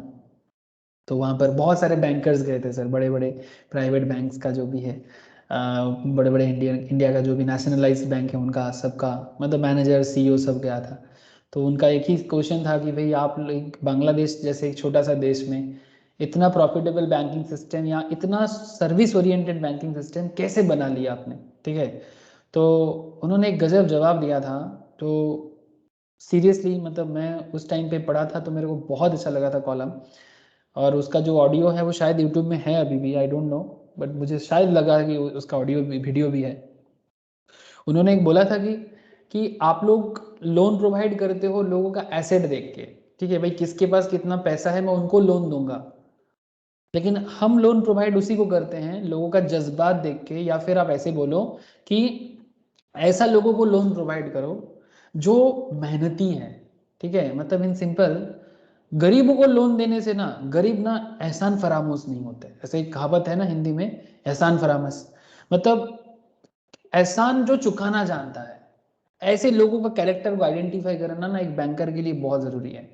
जरूरत में अगर बैंक आपको 1 लाख लोन प्रोवाइड कर रहा है ना, तो वो बंदा आपको याद रखेगा कि भाई बैंक ने मेरे को मेरे जरूरत के टाइम पे देखा, तो बैंक का इंटरेस्ट चाहे 12% हो या 15%, मैं बैंक को टाइम पे इंटरेस्ट पे करूंगा, क्योंकि ये जरूरत का लोन था। कुछ लोग बड़ा आदमी होते हैं, रिच होते हैं, जैसे हमारे इंडिया में क्या हो रहा है ना, ऐसे ऐसे लोग जिनके पास पैसा बहुत बहुत है, एसेट बहुत सारा दिख रहा है, ये लोग बैंक में जाके लोन मांगने पहुंच जाते हैं। बैंक भी सोचती है भाई अच्छा खासा इसका बिजनेस है, दे देते हैं। कितना सारा एग्जांपल बोलूं आपको, विजय माल्या से लेके रिलायंस कम्युनिकेशन से लेके जी तक, हाँ आपको मैं लाइन लगा दूंगा बिजनेस का। अगर उसको छोड़ो, छोटा लेवल में भी अगर आप देखोगे ना, जो मतलब हमारे सोसाइटी लेवल में इतना सारा खराब खराब मतलब बड़े बड़े लोगों को, मतलब जो सो कॉल्ड रिच है, ठीक है, लेकिन उनको पैसा वापस करने का इरादा नहीं है, मतलब बेसिकली वो एहसान फरामोश है। और कुछ लोग होते हैं जो अपना एहसान चुकाना जानता है। तो ग्रामीण बैंक के जो ये मोहम्मद यूनुस ने बोला कि भाई आप ऐसे लोगों को लोन प्रोवाइड करो जो एहसान फरामोश नहीं, जो एहसान चुकाना जानता हो, जो बैंक को याद रखे कि भाई बैंक मेरे जरूरत में मेरे साथ देता है, तो वो बंदा बार बार लोन लेगा, इंटरेस्ट भी रिपे करेगा, और फिर से लोन लेगा, फिर से रिपे करेगा। मतलब दिस इज कॉल्ड NPA जो हो जाता है ना बैंक का, इसको प्रॉपर वे में फंक्शन कराना। और यही चीज में बैंकिंग सिस्टम एक्चुअली चलता है। मतलब इसके लिए बहुत मेहनत करना पड़ता है। हर बैंक में ना एक ऑफिसर होता है, फील्ड ऑफिसर। हाँ बोलो। কাস্টমারদের সিভিলও ভালো থাকে এরকম করলে। हाँ एकदम सर, मतलब वो इसीलिए बोला कि आप लोग ना सिर्फ लोगों का कपड़ा देख के लोन प्रोवाइड करते हो, मतलब ये क्लियरली बोल रहा है कि आप लोगों का थोबड़ा देखते हो, कपड़ा देखते हो, हम लोग वो नहीं देखते। मतलब ग्रामीण बैंक जो बांग्लादेश में बना है वो कपड़ा नहीं देखता, भाई कितना अच्छा कपड़ा पहन के आया वो नहीं देखता। वो देखते हैं कि बंदा जो लोन लेने के लिए आ रहा है उसका मानसिकता क्या है, उसका इंटेंशन क्या है, वो क्या करेगा, फिजिबिलिटी क्या है उसका। ये बहुत जरूरी होता है कि भाई ये बंदा लोन लेगा, कुछ सच में करना चाहता है। हमारे यहाँ पर तुम कुछ कुछ सच रियल रीजन में लोन लेने जाओ, आपको बैंक डिक्लाइन कर देगा। क्यों? उसमें बैंक का जो मैनेजर है उसको फायदा नहीं है ना। बैंक का मैनेजर का फायदा तो उसके साथ है कि जिसको कुछ करना नहीं है वो फालतू में लोन को बेकार करेगा, बदले में उसका कमीशन आएगा। इसीलिए तो बैंकिंग सिस्टम पूरा करप्ट हो रहा है।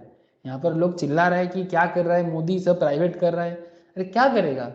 गवर्नमेंट लेवल में अगर लोग ऐसे करप्टेड बन जाएगा तो प्राइवेट करना पड़ रहा है ना। मोदी भी थोड़ी ना चाहता है कि प्राइवेट करके लोगों का, করতেই ভালো স্যার। हाँ नहीं, लोगों প্রাইভেট को ऐसा করলে लग रहा है ना मोदी भी, कोई भी गवर्नमेंट कभी नहीं चाहेगा कि गवर्नमेंट का ओनरशिप में जो है वो किसी प्राइवेट को दे दिया जाए, ये कभी भी गवर्नमेंट नहीं चाहेगा। क्यों? क्योंकि इसमें गवर्नमेंट का कंट्रोल छीन जाता है। लेकिन अगर गवर्नमेंट में रह के अगर कंपनी इस तरह का काम करता है, इससे अच्छा भाई प्राइवेट दे दो, क्या कर सकते हैं हम लोग? कम से कम एडमिनिस्ट्रेशन संभाले, बिजनेस देखो कोई और, क्योंकि जो एम्प्लॉय है वो काम ही नहीं करता। हाँ बोलो सर। মানুষজনই ঠিক না স্যার, আমরা নিজেরাই ঠিক নেই, এই কারণে এই অবস্থা। मतलब जो जिनको एक बार मिल जाता है ना भाई, वो तो सोच लिया पहले बहुत ऑनेस्टी के साथ कुछ दिन काम करेगा, फिर करप्शन लगा के बैठे रहते हैं। अब ऐसे करते करते ऑर्गेनाइजेशन डे बाई डे खत्म हो रहा है। फिर हम बोलेंगे मोदी सब बेच दिया। अरे भाई ये तो मनमोहन सिंह चालू किया था 91 से ये जो प्राइवेटाइजेशन का कॉन्सेप्ट, ठीक है मनमोहन सिंह 91 में ही देख लिया था कि सरकारी ऑर्गेनाइजेशंस क्यों काम नहीं कर पाते प्रॉपरली, एक दो को छोड़ के, सारा का सारा नहीं, ठीक है, एक दो को छोड़ के कुछ गवर्नमेंट ऑर्गेनाइजेशन से जबरदस्त काम करते हैं। ঠিক আছে স্যার আগে ওই দেখ। ফাইন্যান্স মিনিস্টার থাকার সময় করেছিল এলপিজিটা। हाँ जब मनमोहन सिंह जब फाइनेंस मिनिस्टर थे, यस एक्चुअली वो दैट वाज द टाइम जब पीवी नरसिम्हा राव का टाइम था। वो समय एक्चुअली कुछ उपाय नहीं था और मनमोहन सिंह बहुत अच्छे फाइनेंस मिनिस्ट्री समझते थे और उसी टाइम से ये बात किया था। आज कांग्रेस चिल्लाते हैं मोदी को हराने के लिए सोच रहे हैं वो, लेकिन ये कांग्रेस का ही प्लान है। इवन ये जो कांग्रेस ने जो ये फार्म बिल को हटाया ना, ये जो कृषि बिल को, पंजाब हरियाणा बॉर्डर में जिस तरह से लोगों को लग रहा है कि फार्म बिल हट गया, मोदी हार गया, ठीक है, ये मैं मोदी के फेवर में बात नहीं कर रहा हूँ, ये फार्म बिल भी कांग्रेस का ही है। आप लोग शायद इतना राजनीति का खबर नहीं रखते, मैं मेन पॉइंट का खबर रखता हूँ। रोज का राजनीति जो रस्ते वाला राजनीति है ना, इसका खबर नहीं रखता, बट कौन सा गवर्नमेंट क्या प्लान सोचा था इसके बारे में मैं दिमाग में थोड़ा बहुत रखता हूँ। ये कांग्रेस शरद पवार जी या फिर उससे पहले चिदम्बरम के टाइम पे ये कृषि को मतलब या एग्रीकल्चर को प्राइवेटाइजेशन या एग्रीकल्चर के साथ प्राइवेटाइजेशन का एक मार्जअप, इसके बारे में कांग्रेस ने ही बात किया था। तो मोदी जी इसलिए एक बार बोल रहे थे कि आप लोगों को तो खुश होना चाहिए कि कम से कम आपने जो सोचा था उसको आज अप्लाई करने का मौका मिला, लेकिन उसको नहीं, ताकि मोदी जी मतलब ये प्लान फेल हो जाए और वहां पर लोग धरना में बैठ जाए सपोर्ट दे के और फिर पूरा बिल को ही खत्म कर दे, लोगों को गलत सिखाया, पूरा एक उल्टा तरफ से लोगों को समझाया। एक कॉमन सेंस लोगों के मन में नहीं आया। अच्छा एक चीज मेरे दिमाग में आज तक नहीं समझा कि कोई भी पावर में रहने वाला व्यक्ति कभी भी अपना वोट बैंक खराब करेगा। हाँ कब? मुझे तो नहीं लगता, क्योंकि सबसे ज्यादा पॉपुलेशन तो हमारे देश में किसानों का ही है। अगर उन्हीं का वोट बैंक चला जाए तो मोदी जी तो ऐसे ही जाएगा घर से। हाँ सर, आप लोगों को नहीं लगता? अगर ये एंटी फार्मर्स बिल है और फार्मर्स हमारे देश में सबसे ज्यादा संख्या में है, तब तो मोदी जी का ऐसे ही 2024 में खत्म होने का है। तो कौन ऐसे सोचेगा कि भाई मतलब सबसे बड़ा वोट बैंक चले जाए अपने हाथ से? ये चीज मेरे को समझ में नहीं आया। मतलब ये सब ना अपना अपना खेल है सर, सब अपना अपना खेल है। सब सोच रहे हैं कि नहीं, मतलब मेरे हिसाब से इसमें हाँ कुछ गड़बड़ है, थोड़ा बहुत सुधारा जा सकता है, लेकिन ऐसे नहीं कि पूरा फार्म बिल को रिपील के लिए डाल दिया, ये मेरे को ठीक नहीं लगा। मतलब उसमें बातचीत करके थोड़ा बहुत सुधार कर सकता था, बट कृषि में एक बड़ा चेंजेस तो चाहिए था। ये कल भी वो प्रधानमंत्री का कॉन्वॉय, वो प्रधानमंत्री जा रहा था पंजाब में मीटिंग में, वो कॉन्वॉय को रोक दिया गया, पता है आप लोगों को? ऐसा कुछ हुआ है सर? হ্যাঁ স্যার দেখেছি পেপারে। उसी Modi sir farm bill Modi sir নিচে লিখেছে, মানে লিখেছে যে নিজে বেঁচে ফিরে এসেছি এই অনেক। उसी फार्म बिल के चक्कर में हाँ, जो भी हो सभी को होता है ऐसा कुछ ना कुछ, ठीक है, क्या बताए सर, जो होगा किस्मत में रखा है। Entry number 34, services by an acquiring bank to any person in relation to settlement of an amount up to 2000 in a single transaction transacted through credit card, debit card, charge card or other payment card services. For this purpose of this entry, acquiring bank means any banking company, financial institution including non-banking financial company or any other person who makes the payment to any person who accepts such card. ये चीज़ भी मैं आपको एक दिन example के through से समझाऊंगा। 39A, ये भी एक बहुत अच्छा सर्विसेज है। service by an intermediary of financial service located in a multi-service SEZ special economic zone with international financial service center status to a customer located outside India for international financial service in currencies other than Indian rupees. इसके बारे में भी जो services provide होता है government जो करता है, जो मुझे आपको थोड़ा डिटेल्स में समझाने का जरूरत है, एंट्री नंबर 39A। ठीक है, मैं अभी ज़्यादा डिटेल्स नहीं बोल रहा हूँ क्योंकि एक दिन मुझे बताना ही आप लोगों को ये financial service who is permitted as such by Security Exchange Board of India under the Security Exchange Board of India International Financial Service Center Guidelines 2015। तो इसमें आपको मैं नेक्स्ट दिन ये बैंक एंड आरबीआई का क्या सर्विसेज है, इसका कुछ इंटरेस्टिंग क्वेश्चंस है जो आपको बहुत इंटरेस्टिंग लगेगा और थोड़ा ट्रिकी भी लगेगा कि क्या क्या सर्विस बैंक प्रोवाइड करते हैं और उसमें जीएसटी लगना चाहिए कि नहीं लगना चाहिए ये बताऊंगा। और फिर आपको मैं life insurance and general insurance भी बताऊंगा। ठीक है, तो तब जाके मेन जो भी रहेगा एग्जाम्पशंस ऑफ सर्विस में, ये थोड़ा सा टाइम लगेगा एग्जाम्पशंस में, कुछ कर नहीं सकता बिकॉज अगर आप लोग एग्जाम्पशंस ऑफ सर्विस नहीं समझोगे ना तो बाद में जाके बहुत सारा चीज़ आप लोगों का आधा अधूरा फीलिंग होगा। इसलिए मैं ना मतलब ये नहीं करना, मतलब ऐसा नहीं कि मतलब खुला नहीं छोड़ना चाहता कि नहीं पढ़ लो भाई, बाद में मौका नहीं मिलेगा इतना डिटेल्स में पढ़ने का। ठीक है, तो इतना ही है सर। बोलो कोई क्वेश्चन है तो करो। नोट्स है सभी के पास आई होप, तो प्लीज़ एक बार गो थ्रू कर लीजिएगा। Any question sir? ठीक है फिर टाटा, फिर गुड नाइट सर सबको। Bye sir. Okay sir, tata. Bye sir. Okay tata.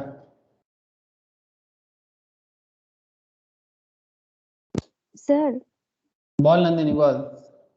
Sir আগের এই এক্সামিশনের ক্লাসগুলো আমাকে